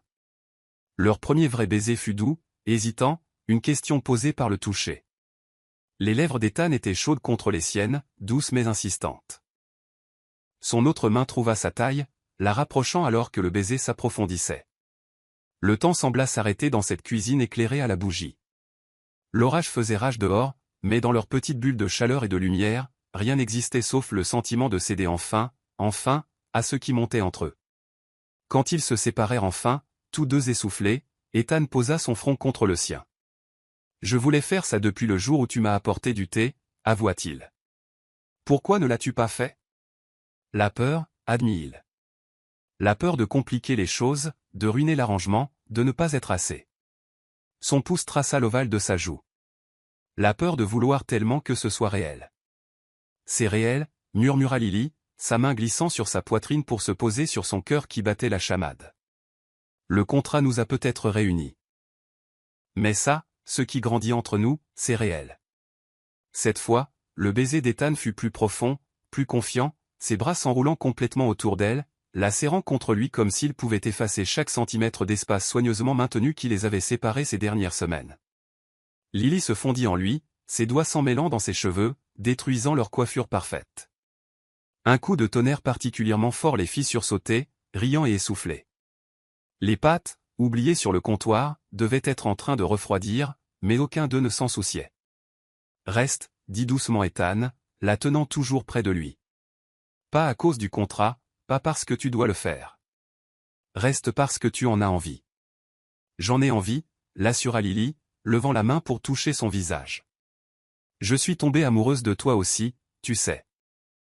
Du vrai toi, pas du PDG milliardaire, mais de l'homme qui prend si tendrement soin de tout le monde autour de lui, même quand ça le terrifie. » Les lumières vacillèrent et revinrent, soudainement crues après la lueur intime des bougies. Mais au lieu de s'éloigner, de reconstruire leur mur prudent, Ethan tendit la main et appuya sur l'interrupteur, les replongeant dans la douce lueur des bougies. Ils mangèrent leurs pâtes légèrement trop cuites à la lueur des chandelles, parlant doucement de tout et de rien. Ethan lui parla de sa grand-mère, de son enfance avec l'anxiété sociale dans un monde qui exigeait une performance constante. Lily partagea des histoires sur Liam, sur ses rêves d'écriture, sur la solitude d'être responsable du bonheur de tout le monde. Quand le téléphone d'Ethan vibra avec un message indiquant que la panne de courant était entièrement résolue, aucun d'eux ne bougea pour rétablir la lumière vive. Au lieu de cela, ils débarrassèrent la vaisselle ensemble, se déplaçant en parfaite synchronisation, s'échangeant des baisers entre les tâches. Plus tard, alors qu'ils étaient assis par terre dans la cuisine, partageant un pot de glace de secours avant qu'elle ne fonde, Lily réalisa quelque chose. « Tu n'as pas ajusté tes boutons de manchette une seule fois ce soir, » observa-t-elle. Pas d'anxiété. Ethan parut surpris, puis songeur. « Je me sens calme, » dit-il, étonné. « Avec toi, je n'ai pas besoin de faire semblant ou de jouer un rôle. Tu me vois, tout entier, et tu es toujours là. »« Toujours, » promit Lily, se penchant pour l'embrasser sur un coin de la bouche chocolatée. L'orage au dehors commença à s'estomper, mais l'électricité entre eux ne fit que s'intensifier. Chaque contact, chaque baiser, chaque sourire partagé était une brique de plus retirée des murs qu'ils avaient construits autour de leur cœur. Le contrat qui les avait réunis gisait, oublié, dans le tiroir du bureau d'Ethan, ces termes cliniques éclipsés par la réalité de sentiments authentiques, d'une confiance librement donnée et d'un amour fleurissant lentement à la lueur des bougies. Vers minuit, ils se déplacèrent enfin vers le salon, blottis l'un contre l'autre sur le canapé. Ethan lui lut de la poésie dans la pénombre, sa voix douce et intime. La tête de Lily reposait sur sa poitrine, ses doigts entrelacés avec les siens, leurs alliances captant la lueur des bougies. « Que se passe-t-il maintenant » demanda-t-elle pendant une pause entre deux poèmes. La main libre d'Ethan lui caressa doucement les cheveux. « Maintenant, nous écrivons notre propre histoire, dit-il. Sans contrat, sans faux semblant. Juste nous, trouvant notre chemin ensemble. » Les bougies se consumaient, projetant des ombres dansantes sur les murs. Dehors, l'orage était passé, laissant derrière lui une ville purifiée et rafraîchie. À l'intérieur, deux personnes qui s'étaient mariées en tant qu'étrangers s'endormirent dans les bras l'un de l'autre, leur cœur battant à l'unisson, leur avenir soudainement radieux de possibilités qu'aucun d'eux n'avait osé imaginer. Le contrat spécifiait des chambres séparées et une interaction minimale. Ils n'avaient pas prévu les pannes de courant, les dîners aux chandelles ou la façon dont l'amour grandirait dans les endroits les plus inattendus. Alors qu'Ethan et Lily s'endormaient, tous deux savaient que tout avait changé. Leur arrangement s'était transformé en quelque chose de réel, de précieux, quelque chose pour lequel il valait la peine de se battre. Et le matin, quand Madame Langlais arriva pour les trouver endormis sur le canapé, entourés de bougies fondues et de livres de poésie, elle se contenta de sourire et de refermer doucement la porte, leur offrant quelques instants de plus dans leur nouveau paradis. Chapitre 6. Menace cachée. L'appartement de Vanessa Chen à Manhattan était tout ce que le logement de Lily n'avait pas été, élégant, moderne et acheté avec l'argent de l'assurance de leur beau-père. Elle se tenait près de ses baies vitrées, ses ongles manucurés tapotant contre un verre de vin en cristal alors qu'elle parcourait la dernière page mondaine sur sa tablette. Ils étaient encore là, Ethan et Lily Marshall, le nouveau couple phare de la ville. L'article s'extasiait sur leur apparition au gala du musée la nuit précédente, louant la grâce de Lily et la dévotion évidente d'Ethan pour sa nouvelle épouse. Les photos les montraient dans des moments intimes, la main d'Ethan protectrice dans le dos de Lily, Lily se penchant pour lui murmurer quelque chose qui le faisait sourire, leurs doigts entrelacés alors qu'ils foulaient le tapis rouge. La poigne de Vanessa se resserra sur son verre de vin jusqu'à ce que ses jointures blanchissent. Ça aurait dû être elle. C'était elle la jolie, la sociable, celle qui avait passé des années à cultiver les bonnes relations et à assister aux bonnes soirées. Comment sa demi-sœur intello osait-elle mettre la main sur le célibataire le plus convoité de New York? Ce n'est pas juste, marmonna-t-elle, posant son verre vide avec plus de force que nécessaire. Le son résonna dans son appartement luxueusement meublé mais vide. Son téléphone vibra avec un SMS de son dernier petit ami, un banquier d'affaires de second rang dont elle se souvenait à peine du nom. Elle l'ignora, ouvrant plutôt son ordinateur portable pour faire défiler de vieilles photos, des années de preuves soigneusement documentées de ses tentatives d'éclipser sa demi-sœur. Là, des photos de leurs années de lycée, quand Vanessa s'était assurée que Lily ne soit jamais invitée aux bonnes fêtes. Et ici, des photos universitaires montrant Vanessa dans des vêtements de marque achetés avec la carte de crédit de leur beau-père tandis que Lily travaillait à temps partiel à la bibliothèque du campus. Mais c'est un dossier marqué le Spring Break 2019 qui la fit s'arrêter. Les photos à l'intérieur étaient assez innocentes. Lily, à une fête sur la plage lors de sa tentative de sortir de sa zone de confort. Elle avait passé la plupart du temps à lire sous un parasol, mais il y avait quelques clichés d'elle parlant à divers garçons à la fête. Les lèvres parfaitement peintes de Vanessa se courbèrent en un sourire calculateur. Avec le bon logiciel de retouche, ces interactions innocentes pourraient raconter une histoire très différente. Et n'y avait-il pas eu des rumeurs sur les insécurités d'Ethan Marshall, ses problèmes de confiance notoires? Ses doigts volèrent sur le clavier alors qu'elle affichait plus de photos. Lily dansant avec un camarade de classe. Lily aidant une amie ivre à monter dans un taxi. Lily serrant dans ses bras son partenaire d'études masculin après avoir brillamment réussi un examen difficile. Des moments complètement innocents qui pouvaient être tordus en quelque chose de plus sombre. La page mondaine était toujours ouverte sur sa tablette, montrant une autre photo du couple heureux. Celle-ci les avait surpris dans un moment de relâchement, Ethan regardant Lily avec une adoration non dissimulée alors qu'elle riait de quelque chose hors champ. L'intimité de la scène retourna l'estomac de Vanessa. « Tu ne le mérites pas », murmura-t-elle, fusillant du regard l'image de sa demi-sœur. « Tu ne mérites rien de tout ça. » Son téléphone vibra à nouveau, cette fois avec une notification sur le dernier post de Liam sur les réseaux sociaux. Son demi-frère se remettait bien à l'hôpital presbytérien de New York, partageant des croquis de la vue de la ville depuis sa chambre privée. Chaque post était accompagné d'un mot de gratitude pour son incroyable beau-frère qui avait rendu tout cela possible. Vanessa n'avait rendu visite à Liam qu'une seule fois depuis son admission à l'hôpital. Le garçon avait à peine remarqué sa présence, trop absorbé par un appel vidéo avec Lily et, étonnamment, Ethan. Elle avait observé depuis le seuil, alors que le PDG supposément froid et impitoyable montrait un réel intérêt pour les œuvres de Liam, offrant même de faire encadrer certains de ses croquis pour la collection permanente de l'hôpital. Ce souvenir attisa sa colère. La parfaite Lily, avec son parfait nouveau mari et leur parfaite petite unité familiale, c'était écœurant. Un coup de tonnerre au dehors correspondit à l'humeur de Vanessa alors qu'elle commençait à télécharger un logiciel de retouche photo. Elle avait toujours été meilleure que Lily en technologie, un fait qu'elle avait prouvé au lycée en piratant les comptes de réseaux sociaux de sa demi-sœur pour décliner des invitations à des fêtes. Voyons comment ton conte de fées résiste à un petit retour à la réalité, murmura-t-elle en ouvrant la première photo pour la retoucher. Les heures passèrent tandis que Vanessa travaillait, manipulant soigneusement les horodatages et les métadonnées. Les photos de la fête sur la plage étaient les plus faciles à modifier. Assombrir l'éclairage ici, recadrer de manière suggestive là, changer les horodatages pour suggérer une habitude. Elle accorda une attention particulière aux détails, sachant que tout examen devrait résister à une enquête initiale. Son téléphone vibra continuellement toute la nuit, le banquier d'affaires se demandant probablement pourquoi elle lui avait posé un lapin pour le dîner. Elle l'ignora, trop concentrée sur sa tâche. C'était plus important qu'un rendez-vous sans intérêt. Vers minuit, elle ouvrit ses réseaux sociaux, faisant défiler les photos récentes d'Ethan et Lily. Il y en avait une nouvelle de plus tôt dans la journée, une photo prise sur le vif d'eux dans un petit restaurant italien. L'anxiété sociale d'Ethan était introuvable alors qu'il regardait sa femme, leurs mains jointes sur la table entre eux. La légende disait, le PDG de Marshall Industries, Ethan Marshall, et sa femme Lily profitent d'un dîner tranquille chez Giorgio. Des sources disent que l'homme d'affaires habituellement réservé s'est complètement ouvert depuis son mariage. Serait-ce le pouvoir du véritable amour? L'ordinateur portable de Vanessa sonna, indiquant qu'une autre manipulation de photos était terminée. Celle-ci montrait Lily, apparemment en train de se rapprocher d'un camarade de classe masculin dans un coin sombre. L'original était une séance d'études de groupe à la bibliothèque. Maintenant, cela ressemblait à quelque chose de beaucoup plus intime. Le véritable amour, ricana Vanessa en sauvegardant la photo modifiée dans sa collection grandissante. Voyons à quel point il est vrai face à des preuves du passé prétendument scandaleux de ta femme. Elle prit son téléphone, créant une nouvelle adresse email sous un faux nom. L'histoire se formait déjà dans son esprit, une ancienne camarade de classe inquiète qu'Ethan Marshall ne se fasse tromper.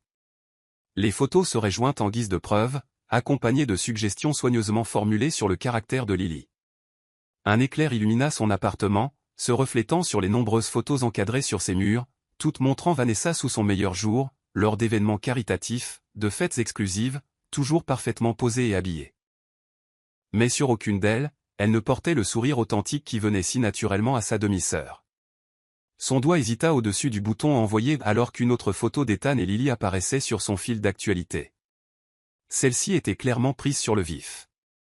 Eux, se promenant dans Central Park, la veste de costume d'Ethan drapée sur les épaules de Lily, tous deux riant d'une blague privée. Ils avaient l'air heureux. Vrai. Pendant un instant, le doute s'insinua. Allait-elle vraiment faire ça? Essayer de détruire le bonheur de sa demi-sœur par pure méchanceté? Puis elle se souvint de la remise des diplômes du lycée, de la fierté de leur beau-père pendant le discours de major de promotion de Lily, alors qu'il avait à peine remarqué la présence de Vanessa. Elle se souvint de l'université, de la bourse complète obtenue par Lily, tandis que Vanessa devait compter sur l'argent de leur beau-père. Elle se souvint de chaque fois que Lily avait été louée pour son intelligence, sa gentillesse, sa responsabilité, tandis que Vanessa était critiquée pour ses habitudes de dépenses et son arrivisme social. Le doute disparut, remplacé par une froide détermination. Lily avait toujours été la bonne, la fille parfaite, la sœur attentionnée. Maintenant, elle avait aussi le mari parfait et la vie parfaite. Ce n'était pas juste. Le doigt de Vanessa appuya sur envoyer avant qu'elle ne puisse reconsidérer. L'email, avec ses pièces jointes accablantes, disparut dans le cyberespace, sa destination fixée à l'adresse email privée d'Ethan Marshall, obtenue grâce à une manipulation minutieuse d'une de ses conquêtes de la banque d'investissement. Échec et mat, chère sœur, murmura-t-elle, refermant son ordinateur portable avec un sourire satisfait. Dehors, l'orage s'intensifia, mais Vanessa ne ressentait que du calme. Elle avait porté le premier coup dans ce qui allait devenir son chef-d'œuvre de vengeance. Laissons Lily essayer d'expliquer ses photos. Laissons-la essayer de maintenir la confiance d'Ethan face à des preuves d'un passé caché. Le mariage parfait s'effondrerait, le conte de fées prendrait fin, et Vanessa serait là pour regarder tout s'écrouler. Peut-être qu'alors, enfin, elle cesserait de se sentir comme si elle vivait dans l'ombre de sa demi-sœur. Ce que Vanessa ne pouvait pas savoir, c'est que le véritable amour, une fois trouvé, n'est pas si facile à détruire. Les graines de la destruction qu'elle avait plantées prendraient racine, mais elles finiraient par renforcer, plutôt que de briser, le lien entre Ethan et Lily. Sa vengeance se retournerait contre elle de manière inimaginable, révélant non pas les scandales inexistants de Lily, mais l'amertume et la jalousie profonde de Vanessa elle-même. Mais pour l'instant, elle était assise dans son appartement luxueux, sirotant du vin et imaginant le chaos que son email provoquerait. Demain, elle observerait le déroulement dramatique de son plan à distance, savourant chaque instant de la chute imminente de sa demi-sœur. L'orage faisait rage au dehors, une toile de fond appropriée à la noirceur des complots de Vanessa. Quelque part à travers la ville, Ethan et Lily dormaient paisiblement dans les bras l'un de l'autre, ignorant que leur bonheur était devenu la cible de la vengeance d'une demi-sœur jalouse. Le contrat qui les avait réunis était sur le point de faire face à sa plus grande épreuve, non pas à cause de leurs propres doutes ou peurs, mais à cause des mensonges soigneusement élaborés de quelqu'un déterminé à les déchirer. La question n'était pas seulement de savoir si leur amour pouvait survivre à la tempête, mais s'il en sortirait plus fort pour l'avoir surmonté. Chapitre 7. L'orage éclate, les lumières de la ville se brouillaient à travers les fenêtres du bureau d'Ethan alors qu'il fixait son écran d'ordinateur, menant une guerre entre son cœur et ses insécurités les plus profondes. L'email était arrivé 6 heures plus tôt, et il n'avait pas bougé depuis, laissant le doute empoisonner lentement tout ce qu'il croyait savoir sur l'amour et la confiance. Objet, la vérité sur Lily Shen. Les photos remplissaient son écran, des dizaines, chacune soigneusement choisie pour infliger un maximum de dégâts. Lily a des fêtes, dans des clubs, avec différents hommes, les horodatage indiquant Lily a 3 ans, chaque image accompagnée de descriptions détaillées et de données de localisation. Son équipe de sécurité avait passé des heures à vérifier les métadonnées, et tout semblait authentique. Mais quelque chose clochait. Ethan revenait sans cesse à une image particulière, Lily sortant supposément d'une chambre d'hôtel, l'air débraillé. Ses doigts tracèrent sa silhouette sur l'écran, se souvenant comment elle avait tremblé à son premier contact doux pendant leur mariage, à quel point son inexpérience avait été authentique. La femme sur ces photos ressemblait à une étrangère portant le visage de sa femme. Monsieur Marshall. Daniel Lee, son chef de la cybersécurité, apparut à la porte. L'analyse préliminaire est prête. Ethan hocha la tête, la gorge trop serrée pour parler. Daniel étala le rapport, soulignant les principales conclusions. Les horodatages correspondent, les données de localisation aussi, aucun signe évident de manipulation dans les métadonnées. Mais Ethan entendit quelque chose dans le ton de Daniel. Mais quelque chose ne colle pas. La qualité est trop parfaite, les angles trop pratiques, et il y a une incohérence dans les motifs d'ombre que notre équipe est en train d'examiner. Le téléphone d'Ethan vibra, un autre texto de Lily. J'ai fait tes pâtes préférées, la recette de Madame Langlais. Je rentre bientôt. La simple domesticité du message lui fit mal à la poitrine. Elle avait appris ses plats préférés, s'était adaptée à ses préférences, créant un vrai foyer à partir de leur mariage arrangé. Comment pouvait-il concilier cette Lily-là avec ces images? Les mots de sa grand-mère résonnaient dans son esprit, « Tu as besoin de quelqu'un pour te sortir de ta coquille, mon garçon. » Lily avait fait plus que ça. Elle lui avait fait croire en lui, en l'amour, en la possibilité du bonheur au-delà des contrats et des arrangements. « Continuez à creuser, ordonna-t-il à Daniel. Je veux que chaque détail soit vérifié. » Mais alors que l'ascenseur le ramenait chez lui, le doute s'infiltra comme un poison. Le contrat avait été spécifique sur les scandales et les relations passées. Si Lily avait menti sur quelque chose d'aussi fondamental. Le pantou sentait l'ail et les herbes à son arrivée. De la musique jouait doucement depuis la cuisine, où il pouvait entendre Lily fredonner. Pendant un instant, il resta figé, se souvenant de leur premier baiser dans cette cuisine, de la façon dont elle lui avait apporté du thé pendant ses crises d'angoisse, comment elle avait créé un foyer à partir de leur accord commercial. C'est pas dur le trahir. Lily apparut dans le couloir, portant le tablier qu'il lui avait acheté, souriante. Jusqu'à ce qu'elle voie son expression. Ethan, qu'est-ce qui ne va pas? Il ne pouvait pas parler, ne trouvait pas les mots. Au lieu de cela, il se dirigea vers son bureau, sachant qu'elle le suivrait. Les photos étaient déjà étalées sur son bureau. Il avait demandé à son assistante de les imprimer avant de quitter le bureau. Lily entra dans le bureau, ses pas hésitants en voyant ce qui se trouvait sur son bureau. Qu'est-ce que c'est? C'est à toi de me le dire, la voix d'Ethan était à peine audible. Ils sont arrivés aujourd'hui. Email anonyme. Elle s'approcha, prenant l'une des photos. Son visage devint pâle. Ce sont des faux, dit-elle immédiatement, la voix tremblante. Je n'ai jamais. Tu sais. Je n'ai jamais. Les horodatages sont authentiques, l'interrompit Ethan, son anxiété le faisant se réfugier derrière un professionnalisme glacial. Les métadonnées correspondent. Il y a 3 ans. Lily. Plusieurs hommes. Plusieurs endroits. Non. Les mains de Lily tremblaient en regardant les photos. Ça, c'est moi à la fête sur la plage de Samantha. Mais je lisais la plupart du temps. Et ça, c'était un groupe d'études à la bibliothèque. Quelqu'un les a modifiés. Ethan, s'il te plaît. Tu me connais. Et il la connaissait. Savait comment elle prenait son café. Comment elle lisait de la poésie tard le soir. Comment elle ne l'avait jamais poussé au-delà de sa zone de confort. Connaissait la façon authentique dont elle avait répondu à son contact. La vulnérabilité honnête qu'elle lui avait montrée.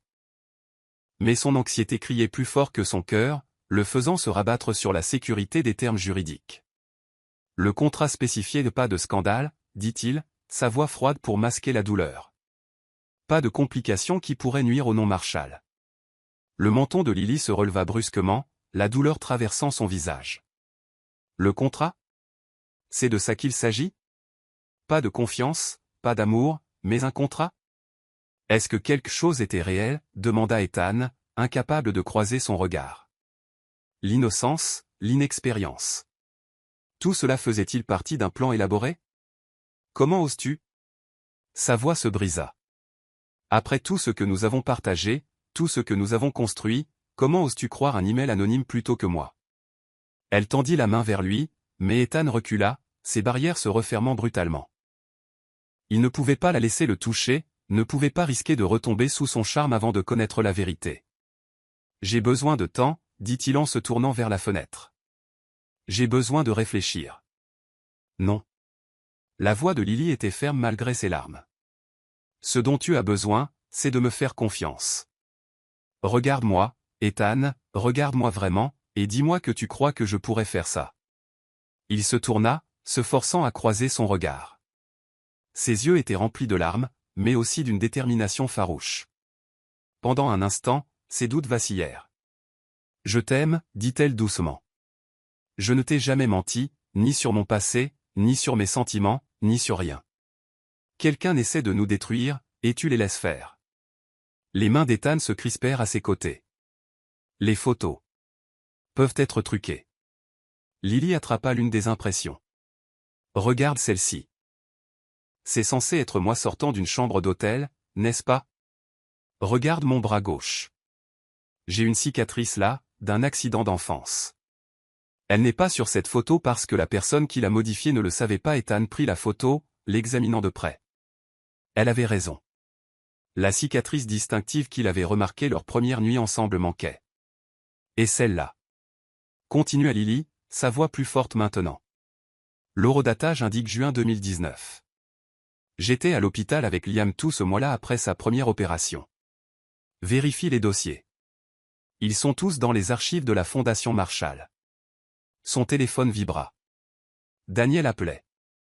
Ethan répondit machinalement. Monsieur, la voix de Daniel était urgente. Nous avons trouvé quelque chose. Les anomalies d'ombre, elles sont cohérentes avec une manipulation photo professionnelle. Quelqu'un a largement modifié ces images puis a artificiellement vieilli les métadonnées pour les faire paraître authentiques. Le cœur d'Ethan s'arrêta. À quel point en êtes-vous sûr? Nous traçons l'origine de l'email maintenant, mais, monsieur, ces photos sont définitivement fausses. Professionnellement modifiées, mais fausses. Le téléphone glissa de la main d'Ethan. Il regarda Lily. La regarda vraiment, et vit la vérité à laquelle il aurait dû faire confiance depuis le début. Mais il était trop tard. Elle se dirigeait déjà vers la porte, essuyant les larmes de ses joues. Tu aurais dû me faire confiance, dit-elle doucement. L'homme dont je suis tombée amoureuse, celui qui me lit de la poésie à minuit et m'apporte du café tous les matins, il m'aurait fait confiance. Lily, s'il te plaît. Je serai chez Liam, le coupa t-elle. Quand tu te souviendras de qui nous sommes l'un pour l'autre, qui nous sommes vraiment, pas ce qu'un contrat dit que nous devrions être, tu sauras où me trouver. La porte se referma derrière elle avec un léger clic qui sembla plus fort qu'un claquement. Ethan s'effondra dans son fauteuil, entouré par les mensonges qui avaient failli tout détruire ce qu'il chérissait. Son téléphone vibra à nouveau, Harold Winston appelant avec des nouvelles qui révéleraient l'implication de Vanessa. Mais à cet instant, rien de tout cela n'avait d'importance.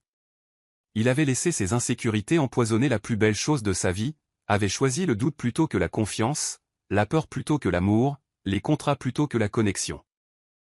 Et maintenant, en regardant l'amour de sa vie s'éloigner, Ethan Marshall réalisa que parfois, les plus grandes menaces au bonheur ne viennent pas de forces extérieures, mais de notre propre incapacité à croire en quelque chose de plus grand que notre peur. Chapitre 8. La trahison révélée. L'équipe de cybersécurité de Marshall Industries travailla toute la nuit, leurs bureaux illuminés par la lueur de multiples moniteurs. Ethan n'avait pas bougé depuis le départ de Lily, sa veste de costume jetée, sa cravate desserrée, alors qu'il les regardait travailler.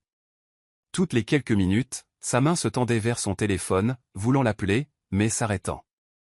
Il avait d'abord besoin de preuves. Il devait être en mesure de lui montrer exactement à quel point il avait eu tort. Monsieur Marshall. Daniel Lee, le chef de la cybersécurité, l'appela. Nous avons réussi à récupérer les images originales. Regardez ça. À l'écran, Daniel diffusa une reconstruction en accéléré de l'une des photos. L'image de Lily sortant supposément d'une chambre d'hôtel se transforma à l'envers, l'apparence débraillée s'estompa, l'arrière-plan de l'hôtel se résolut en une bibliothèque universitaire, la pose suggestive devenant un moment innocent où elle portait des livres. La manipulation était professionnelle, expliqua Daniel, mais ils ont laissé des traces. Chaque modification crée une empreinte numérique, peu importe à quel point on est prudent. Nous avons trouvé des centaines d'éléments manipulés sur toutes les photos. Les mains d'Ethan s'agrippèrent au dossier de la chaise de Daniel. Et vous êtes certain pour? Oui, monsieur. L'email a été acheminé via plusieurs proxys, mais nous l'avons retracé jusqu'à une adresse IP enregistrée au nom de Vanessa Chen. Le logiciel de retouche utilisé pour manipuler les photos a été acheté avec sa carte de crédit il y a 3 jours.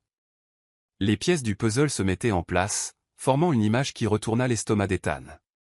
Il avait laissé la manipulation jalouse de quelqu'un détruire presque la meilleure chose de sa vie. Monsieur.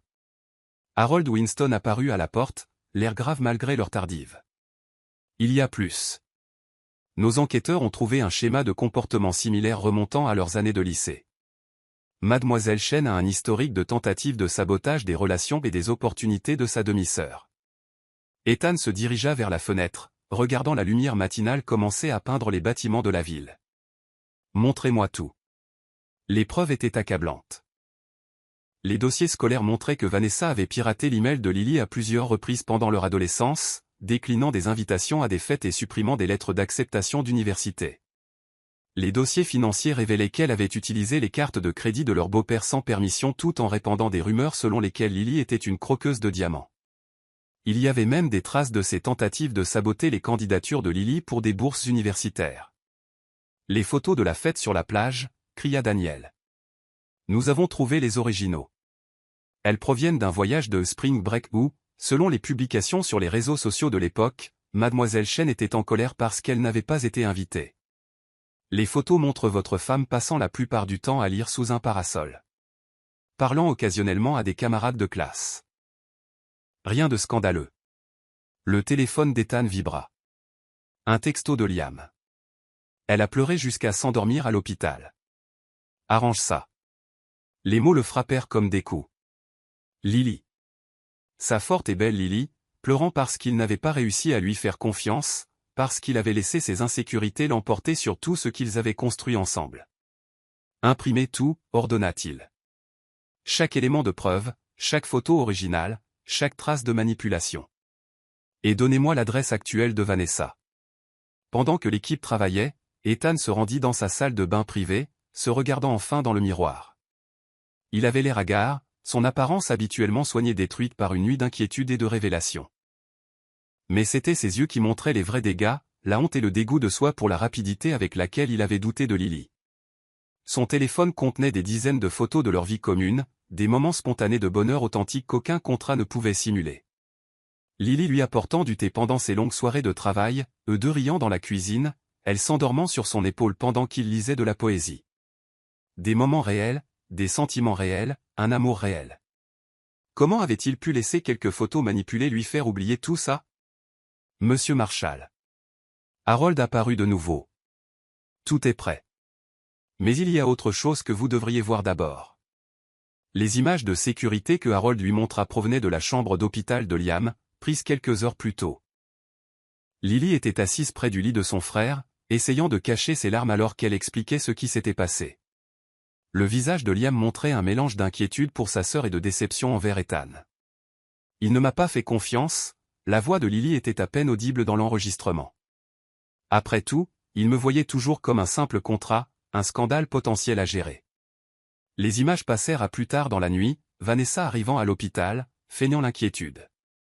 Les poings d'Ethan se serrèrent en la regardant simuler la sympathie, sachant quelle était la source de toute cette douleur. Nous devons gérer cela avec précaution, conseilla Harold. Les actions de Mademoiselle Chen pourraient être considérées comme criminelles, cyberharcèlement, fraude, diffamation. Mais engager des poursuites judiciaires rendrait tout public. Le public ne m'intéresse pas, dit doucement Ethan. Ce qui m'intéresse, c'est Lily.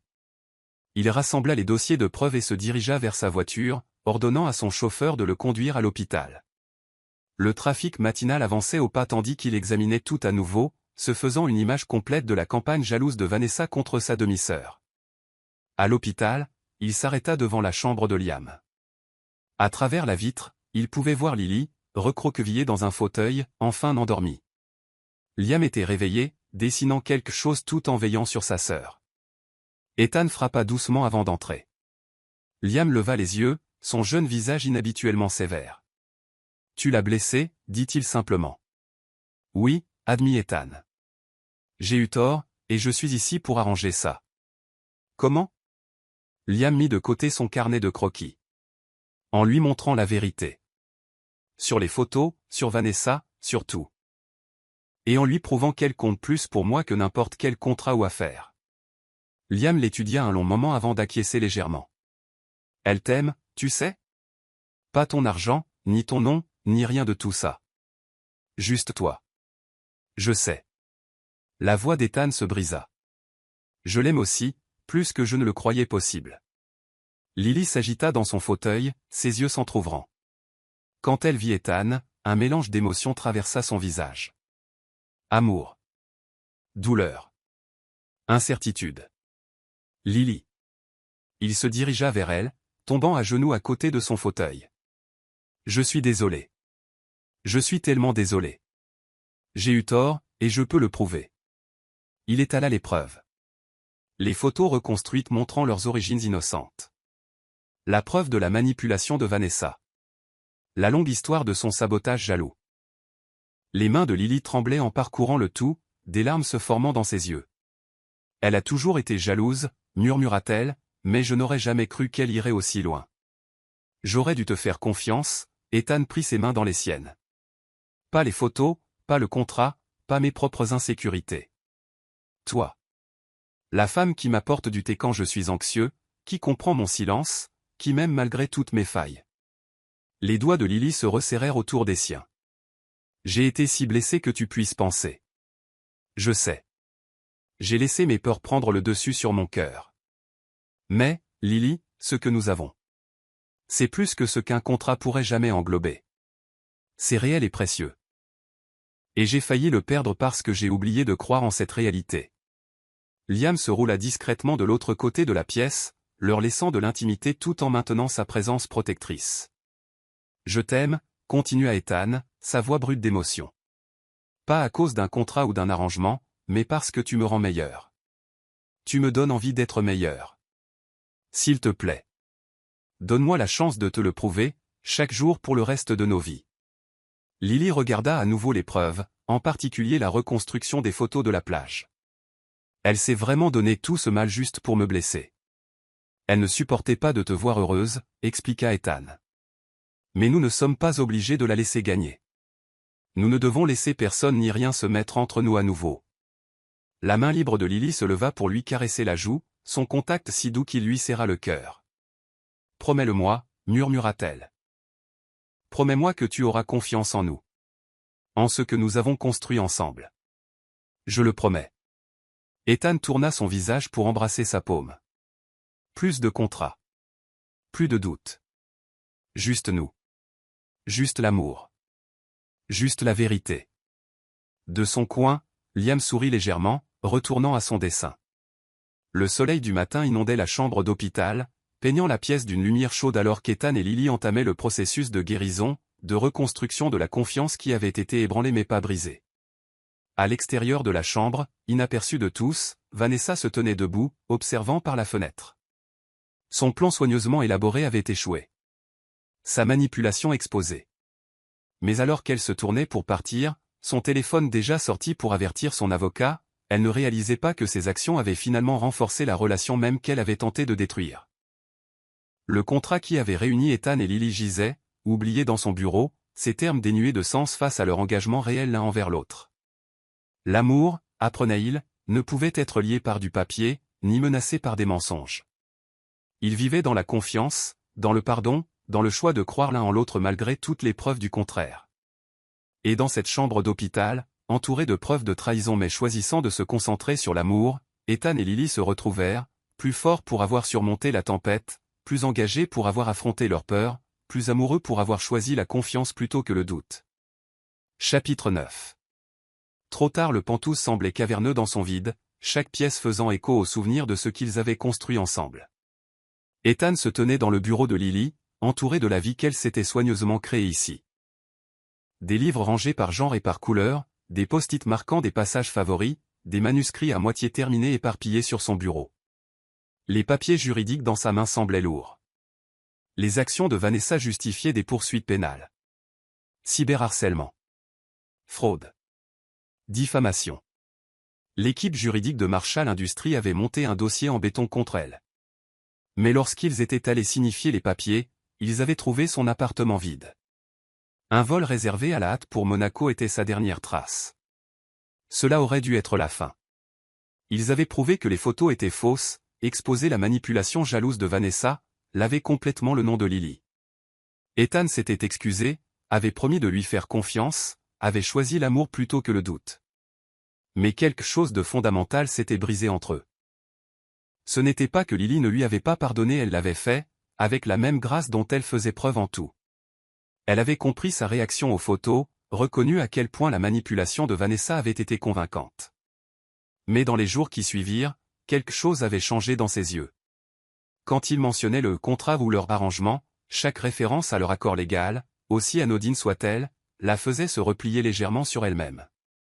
Ethan ne l'avait pas remarqué au début, trop soulagé par son pardon pour voir comment sa dépendance continue aux termes contractuels érodait lentement sa foi en leur réalité. La note était posée sur son bureau, là où il l'avait trouvée ce matin. « Je pensais que tu me connaissais. Je pensais que ce que nous avions était réel. J'avais tort. » En dessous, en plus petit caractère, les factures médicales de Liam sont payées. Le contrat est rempli. Tu es libre. La semaine passée défila dans son esprit avec des détails angoissants. Lily avait été plus silencieuse. Passant plus de temps dans son bureau.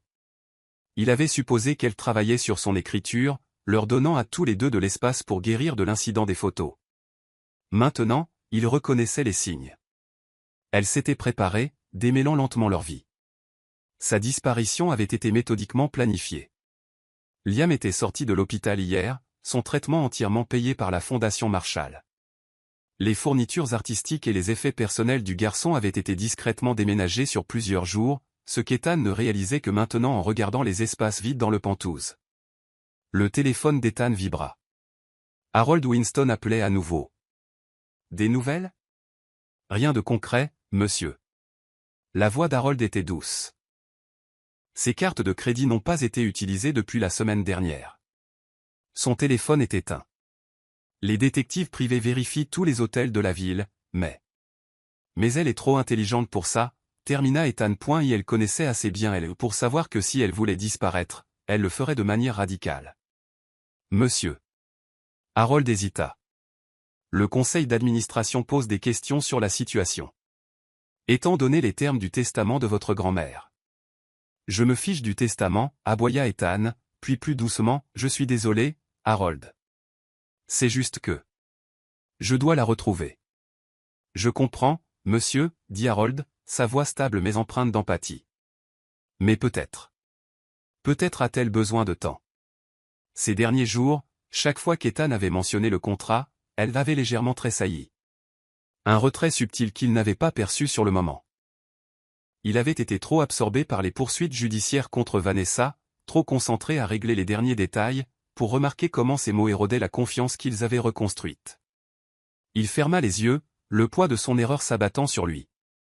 Il se souvint du regard de elle à l'hôpital, ses yeux cherchant dans les siens quelque chose de réel, quelque chose au-delà du contrat.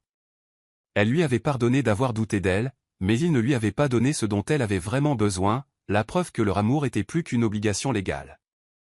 Chaque référence désinvolte à leur arrangement avait été un rappel des murs qu'ils n'avaient pas entièrement abattus. Le téléphone d'Ethan vibra de nouveau, une notification de sa banque. Il eut le souffle coupé en la lisant. 5 millions de dollars venaient d'être restitués sur son compte. Le montant exact spécifié dans leur contrat initial. C'était la déclaration finale de elle. En rendant l'argent, elle rompait tous les liens, déclarant leur arrangement terminé. Aucune obligation. Aucune raison pour lui de la chercher. Il se déplaça dans le Penthouse comme un fantôme, trouvant partout les traces de sa sortie méticuleuse.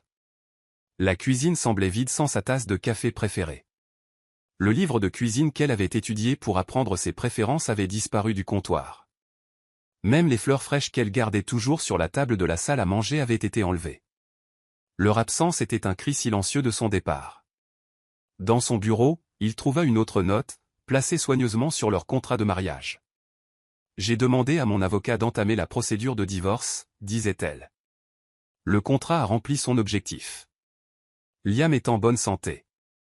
Votre héritage est en sécurité. Nous pouvons tous les deux aller de l'avant maintenant, libres de toute obligation. Merci pour tout, elle, le ton formel était un poignard en plein cœur. Ce n'était pas ça elle. La femme qui écrivait de la poésie dans les marges des livres et riait de ses terribles jeux de mots. C'était la version d'elle qu'il avait créée en s'accrochant à la sécurité des termes juridiques. Son téléphone affichait des dizaines d'appels manqués des enquêteurs privés, chacun menant à une impasse. Elle avait été méticuleuse, utilisant de l'argent liquide pour ses achats, évitant les caméras de surveillance, ne laissant aucune empreinte numérique. Un texto de Liam apparut. Elle a besoin de temps. Ne le gaspille pas à la chercher. Utilise-le pour décider qui tu veux être, un homme lié par des contrats ou un homme libre d'aimer. Ethan se tenait à la fenêtre, regardant les lumières de la ville s'animer. Quelque part là dehors, elle recommençait sa vie sans lui. Elle avait rempli parfaitement chaque terme de leur contrat, l'épouse parfaite en public, soutenant sa carrière, maintenant leur image. Et quelque part en chemin, elle lui avait donné son cœur, ne demandant en retour que sa confiance. Il l'avait trahi, non seulement avec les photos et le doute, mais en utilisant le contrat comme un bouclier contre une véritable vulnérabilité. Un dernier rapport de son équipe de sécurité arriva, des images de surveillance la montraient montant dans un bus avec une seule valise. Elle avait choisi le moment parfait, partant pendant qu'il était distrait par les avocats et les accusations contre Vanessa. Même dans son départ, elle avait été prévenante, choisissant une sortie discrète plutôt qu'une confrontation. Ethan sortit la lettre de sa grand-mère, celle qui avait tout déclenché avec sa clause de mariage. Les mots de Béatrice Marshall se moquaient de lui maintenant. Le mariage t'aidera à surmonter tes peurs, mon cher garçon. Tu as besoin de quelqu'un pour te faire sortir de ta coquille, sinon tu gâcheras ta vie à te cacher dans cette tour que tu as construite. Elle avait eu raison. Elle l'avait fait sortir, l'avait rendu meilleur, plus courageux, et il l'avait récompensé en se cachant derrière des documents juridiques au lieu d'embrasser l'amour qu'ils avaient trouvé. Le contrat gisait, abandonné sur son bureau, ses pages vides de sens. Quoi qu'il arrive ensuite, rien ne serait régi par des termes ou des clauses. Pour la première fois, Ethan Marshall devrait se battre pour quelque chose sans le filet de sécurité d'un contrat. Mais d'abord, il devait comprendre non seulement où elle était partie, mais pourquoi elle avait ressenti le besoin de partir.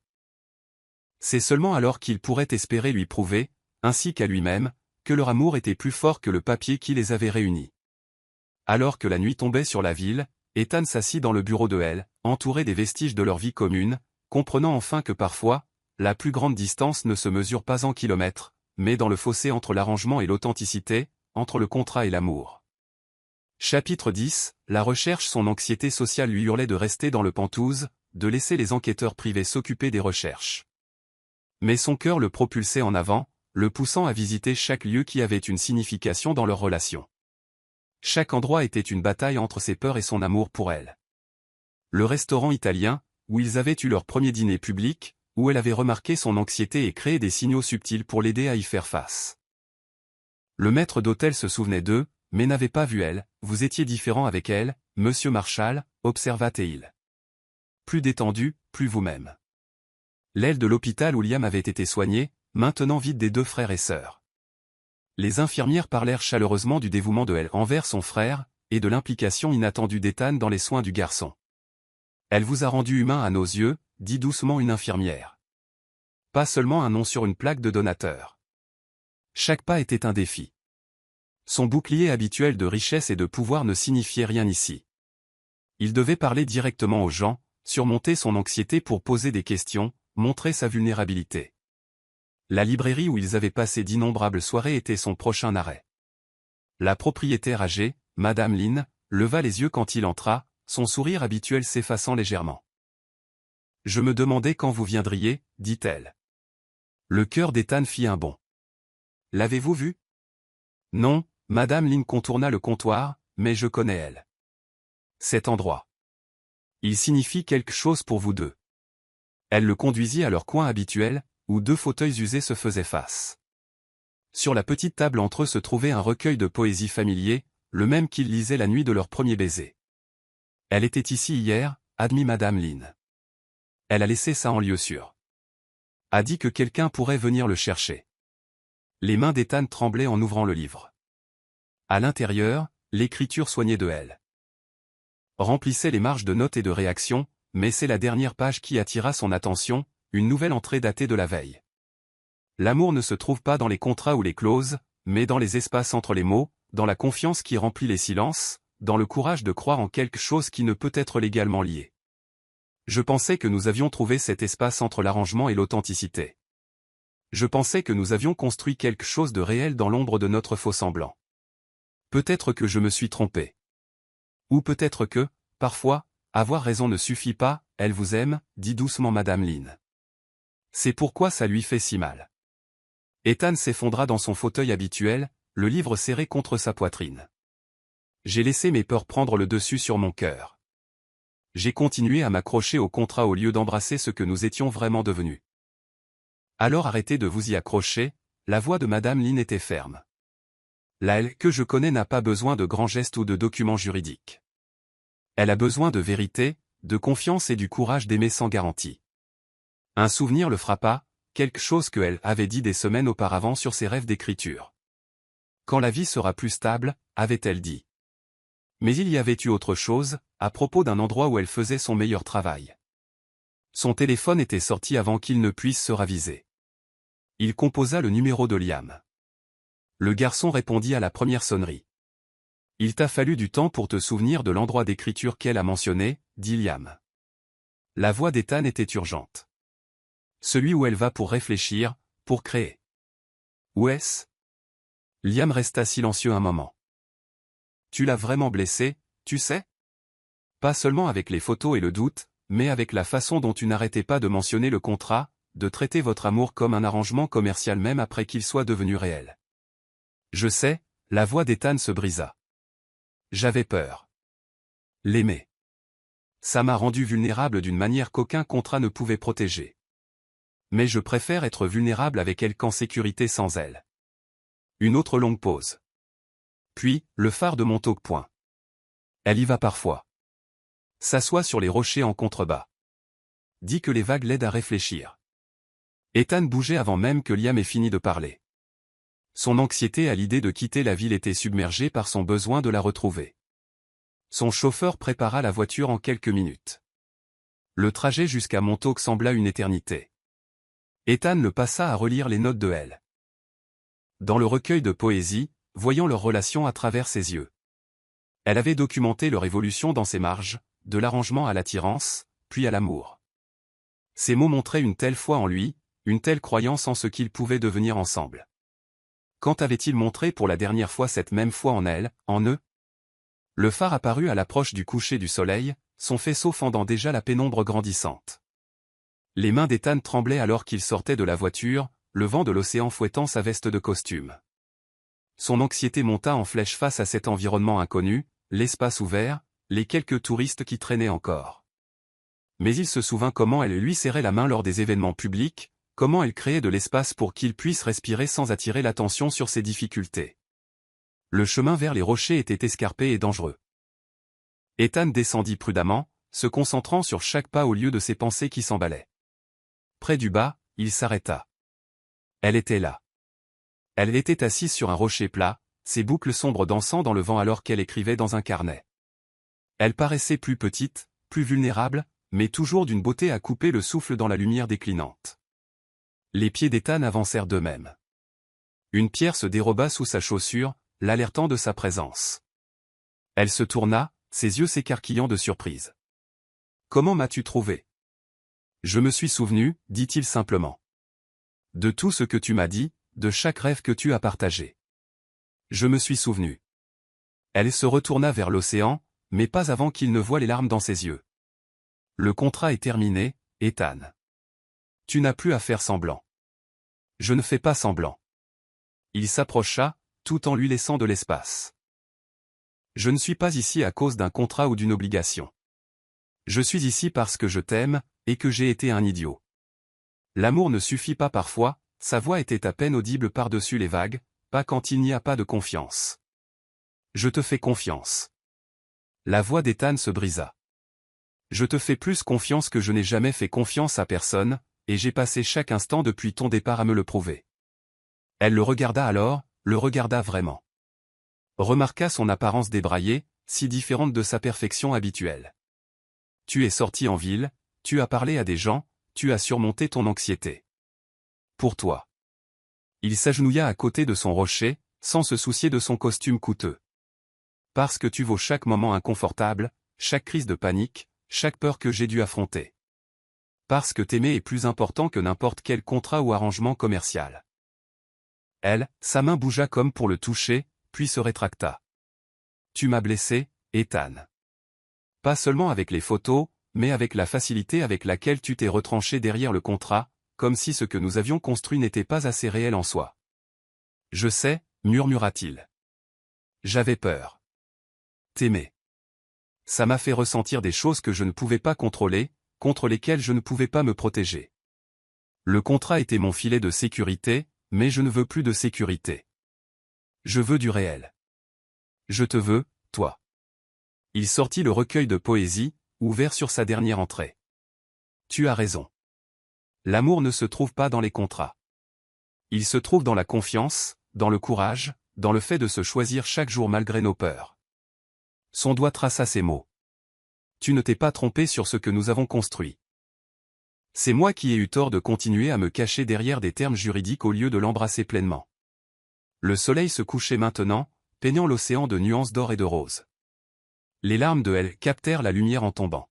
« Je ne peux pas retourner à faire semblant, » murmura-t-elle, à me demander si chaque moment est réel ou fait simplement partie de notre arrangement. Alors nous recommençons. Ethan prit sa main, l'espoir montant en flèche quand elle ne la retira pas, pas de nouveaux contrats, pas de nouveaux arrangements, pas de nouveaux faux-semblants. Juste nous, qui nous choisissons. Qui nous faisons confiance, qui nous aimons, sans garantie. Le faisceau du phare les balaya alors que le crépuscule s'épaississait. Les doigts de elle se resserrèrent sur les siens. « Tu es vraiment venu me chercher. Tu as affronté ton anxiété, parlé à des étrangers, quitté tes espaces de sécurité. Tu en vaux la peine, dit-il simplement. Tu vaux tout. » Elle se tourna pour lui faire face complètement, sa main libre se posant sur sa joue. « Promets-le-moi, » murmura-t-elle. « Promets-moi que c'en est fini des contrats et des arrangements. Promets-moi que ce n'est que nous maintenant, juste l'amour. Je te le promets. » Ethan se pencha dans son contact. « Le seul arrangement que je veux est de passer ma vie à te le prouver. » Le baiser qu'ils échangèrent alors était différent de tous les précédents, non pas lié par des contrats ou obscurci par des doutes, mais libre, réel et plein de promesses. Les vagues se brisaient en contrebas, le faisceau du phare balayait au-dessus, et deux cœurs qui avaient trouvé leur chemin de l'arrangement à l'amour battaient enfin à l'unisson parfait. Chapitre 11, retrouver la petite librairie où Ethan et elle avaient commencé à tomber amoureux était silencieuse dans la lumière du début de soirée. À travers la fenêtre, ils pouvaient voir leur coin habituel. Deux fauteuils usés se faisant face, une petite table entreportant encore les traces de leur vie commune. La main d'Ethan trembla en poussant la porte, l'odeur familière de vieux livrets de café frais l'envahissant. Madame Lin leva les yeux de son comptoir, son regard s'adoucissant de compréhension en le voyant. Elle est dans votre coin, dit doucement la vieille femme. Elle y est depuis des heures, à lire ce même recueil de poésie que vous aimiez tant tous les deux. Et elle était là. Elle recroquevillait dans son fauteuil habituel. Le livre ouvert sur ses genoux. Elle paraissait plus petite, plus vulnérable, mais toujours d'une beauté à couper le souffle. Ses boucles sombres s'étaient échappées de leurs épingles, tombant autour de son visage alors qu'elle était penchée sur les pages. Les pieds d'Ethan le portèrent en avant que son anxiété ne puisse l'arrêter. Une latte de plancher grinça sous son pas, faisant lever les yeux à elle. Leurs regards se croisèrent, et le temps sembla s'arrêter. « Je suis désolé, dit-il, sa voix rauque d'émotion. J'ai laissé mes peurs prendre le dessus sur mon cœur. J'ai continué à m'accrocher au contrat au lieu de faire confiance à nous, à ce que nous avions construit ensemble. » Les doigts de elle se resserrèrent sur le livre. « Ça a fait mal, murmura-t-elle, pas seulement le doute sur les photos, mais la facilité avec laquelle tu t'es retranché derrière des termes juridiques au lieu de croire en notre amour. » « Je sais. » Ethan s'approcha, tombant à genoux à côté de son fauteuil. « J'ai passé chaque instant depuis ton départ à affronter mes peurs, à surmonter mon anxiété, à me prouver que tu comptes plus que n'importe quel contrat ne le pourra jamais. » Madame Lin baissa doucement les lumières du magasin et retourna le panneau, fermé, leur donnant de l'intimité dans leur coin. « Dis-moi ce que tu as appris, » dit doucement elle, sa main planant près de son visage sans tout à fait le toucher. « J'ai appris que l'amour n'est pas quelque chose que l'on peut lier avec du papier et de l'encre. » La voix d'Ethan tremblait d'émotion. « Il est dans les petits moments. Toi qui m'apportes du thé quand je suis anxieux. Moi qui te lis de la poésie à minuit. Il est dans la façon dont tu comprends mes silences et soutiens mes luttes sans que je me sente faible. » Il prit sa main, l'espoir montant en flèche quand elle ne la retira pas. « J'ai appris qu'affronter mes plus grandes peurs en vaut la peine si cela signifie ne pas te perdre. J'ai parlé à des étrangers, traversé des crises de panique, quitté mon espace de sécurité, tout ça pour te retrouver, pour prouver que ce que nous avons est réel au-delà de tout arrangement. » Le pouce de elle frôla son alliance, qu'il portait toujours. « Et le contrat. Il ne signifie rien comparé au vrai vœu que je veux te faire. » Ethan pressa son front contre leurs mains jointes. « Des vœux de confiance, de foi et de nous choisir chaque jour, non pas parce que nous le devons, mais parce que nous le voulons. » Le recueil de poésie glissa des genoux de elle, tombant ouvert sur une page marquée de ses notes. Ethan reconnut le poème, celui qu'il lisait la nuit de leur premier baiser. « Je n'arrêtais pas de revenir ici, » admit-elle, sa voix étranglée par les larmes, là où nous avons commencé à devenir réels, avant que les contrats et les arrangements ne compliquent tout. Alors recommençons. Ethan leva la tête pour croiser son regard. Ici même. Là où nous sommes tombés amoureux. Pas de contrat, pas d'obligation, pas de filet de sécurité. Juste nous. Nous choisissant librement. La librairie était silencieuse, à l'exception du doux bourdonnement des vieux radiateurs et du bruit lointain de la circulation urbaine. Dans leur coin, entourés de livres qui avaient été les témoins de leur histoire d'amour depuis le début, Ethan et elle restèrent assis dans l'obscurité grandissante. « Tu m'as manqué, » murmura-elle, laissant enfin sa main se poser sur sa joue, même quand j'étais blessé et en colère. « Tu m'as tellement manqué. » Ethan tourna son visage pour embrasser sa paume. « Je t'aime, » dit-il simplement, pas à cause d'un arrangement ou d'une obligation, mais parce que tu me donnes envie d'être meilleur, plus courageux, plus que je n'aurais jamais cru pouvoir l'être. Leur baiser fut doux, hésitant, comme un nouveau départ qui se souvient de tout ce qui les avait menés à cet instant. Quand ils se séparèrent, tous deux avaient des larmes aux yeux. « Rentre à la maison, » murmura Ethan contre ses lèvres. « Pas à cause du contrat ou du pantouse ou de tout ça. Rentre à la maison parce que ce n'est pas la maison sans toi. » Elle recula légèrement, étudiant son visage. « Les choses doivent être différentes, » dit-elle fermement. Fini de se cacher derrière des termes juridiques quand les émotions deviennent effrayantes. Fini de douter de ce que nous avons construit ensemble. Je te le promets, la voix d'Ethan était fervente. Chaque jour, je choisirai la confiance plutôt que la peur, l'amour plutôt que la sécurité, nous plutôt que tout le reste. De son comptoir, Madame Lin regardait avec un sourire entendu le couple se lever, leur corps gravitant naturellement l'un vers l'autre comme attirés par une force invisible. Le contrat qui nous a réunis, dit Ethan alors qu'il se préparait à partir, il m'a offert le plus grand cadeau de ma vie. La chance de te connaître. de t'aimer. Mais ce que nous avons construit depuis, c'est à nous seuls, plus réel que n'importe quel document juridique ne pourrait jamais l'être. Elle leva la main pour redresser sa cravate, un geste si familier que leurs deux cœurs se serrèrent.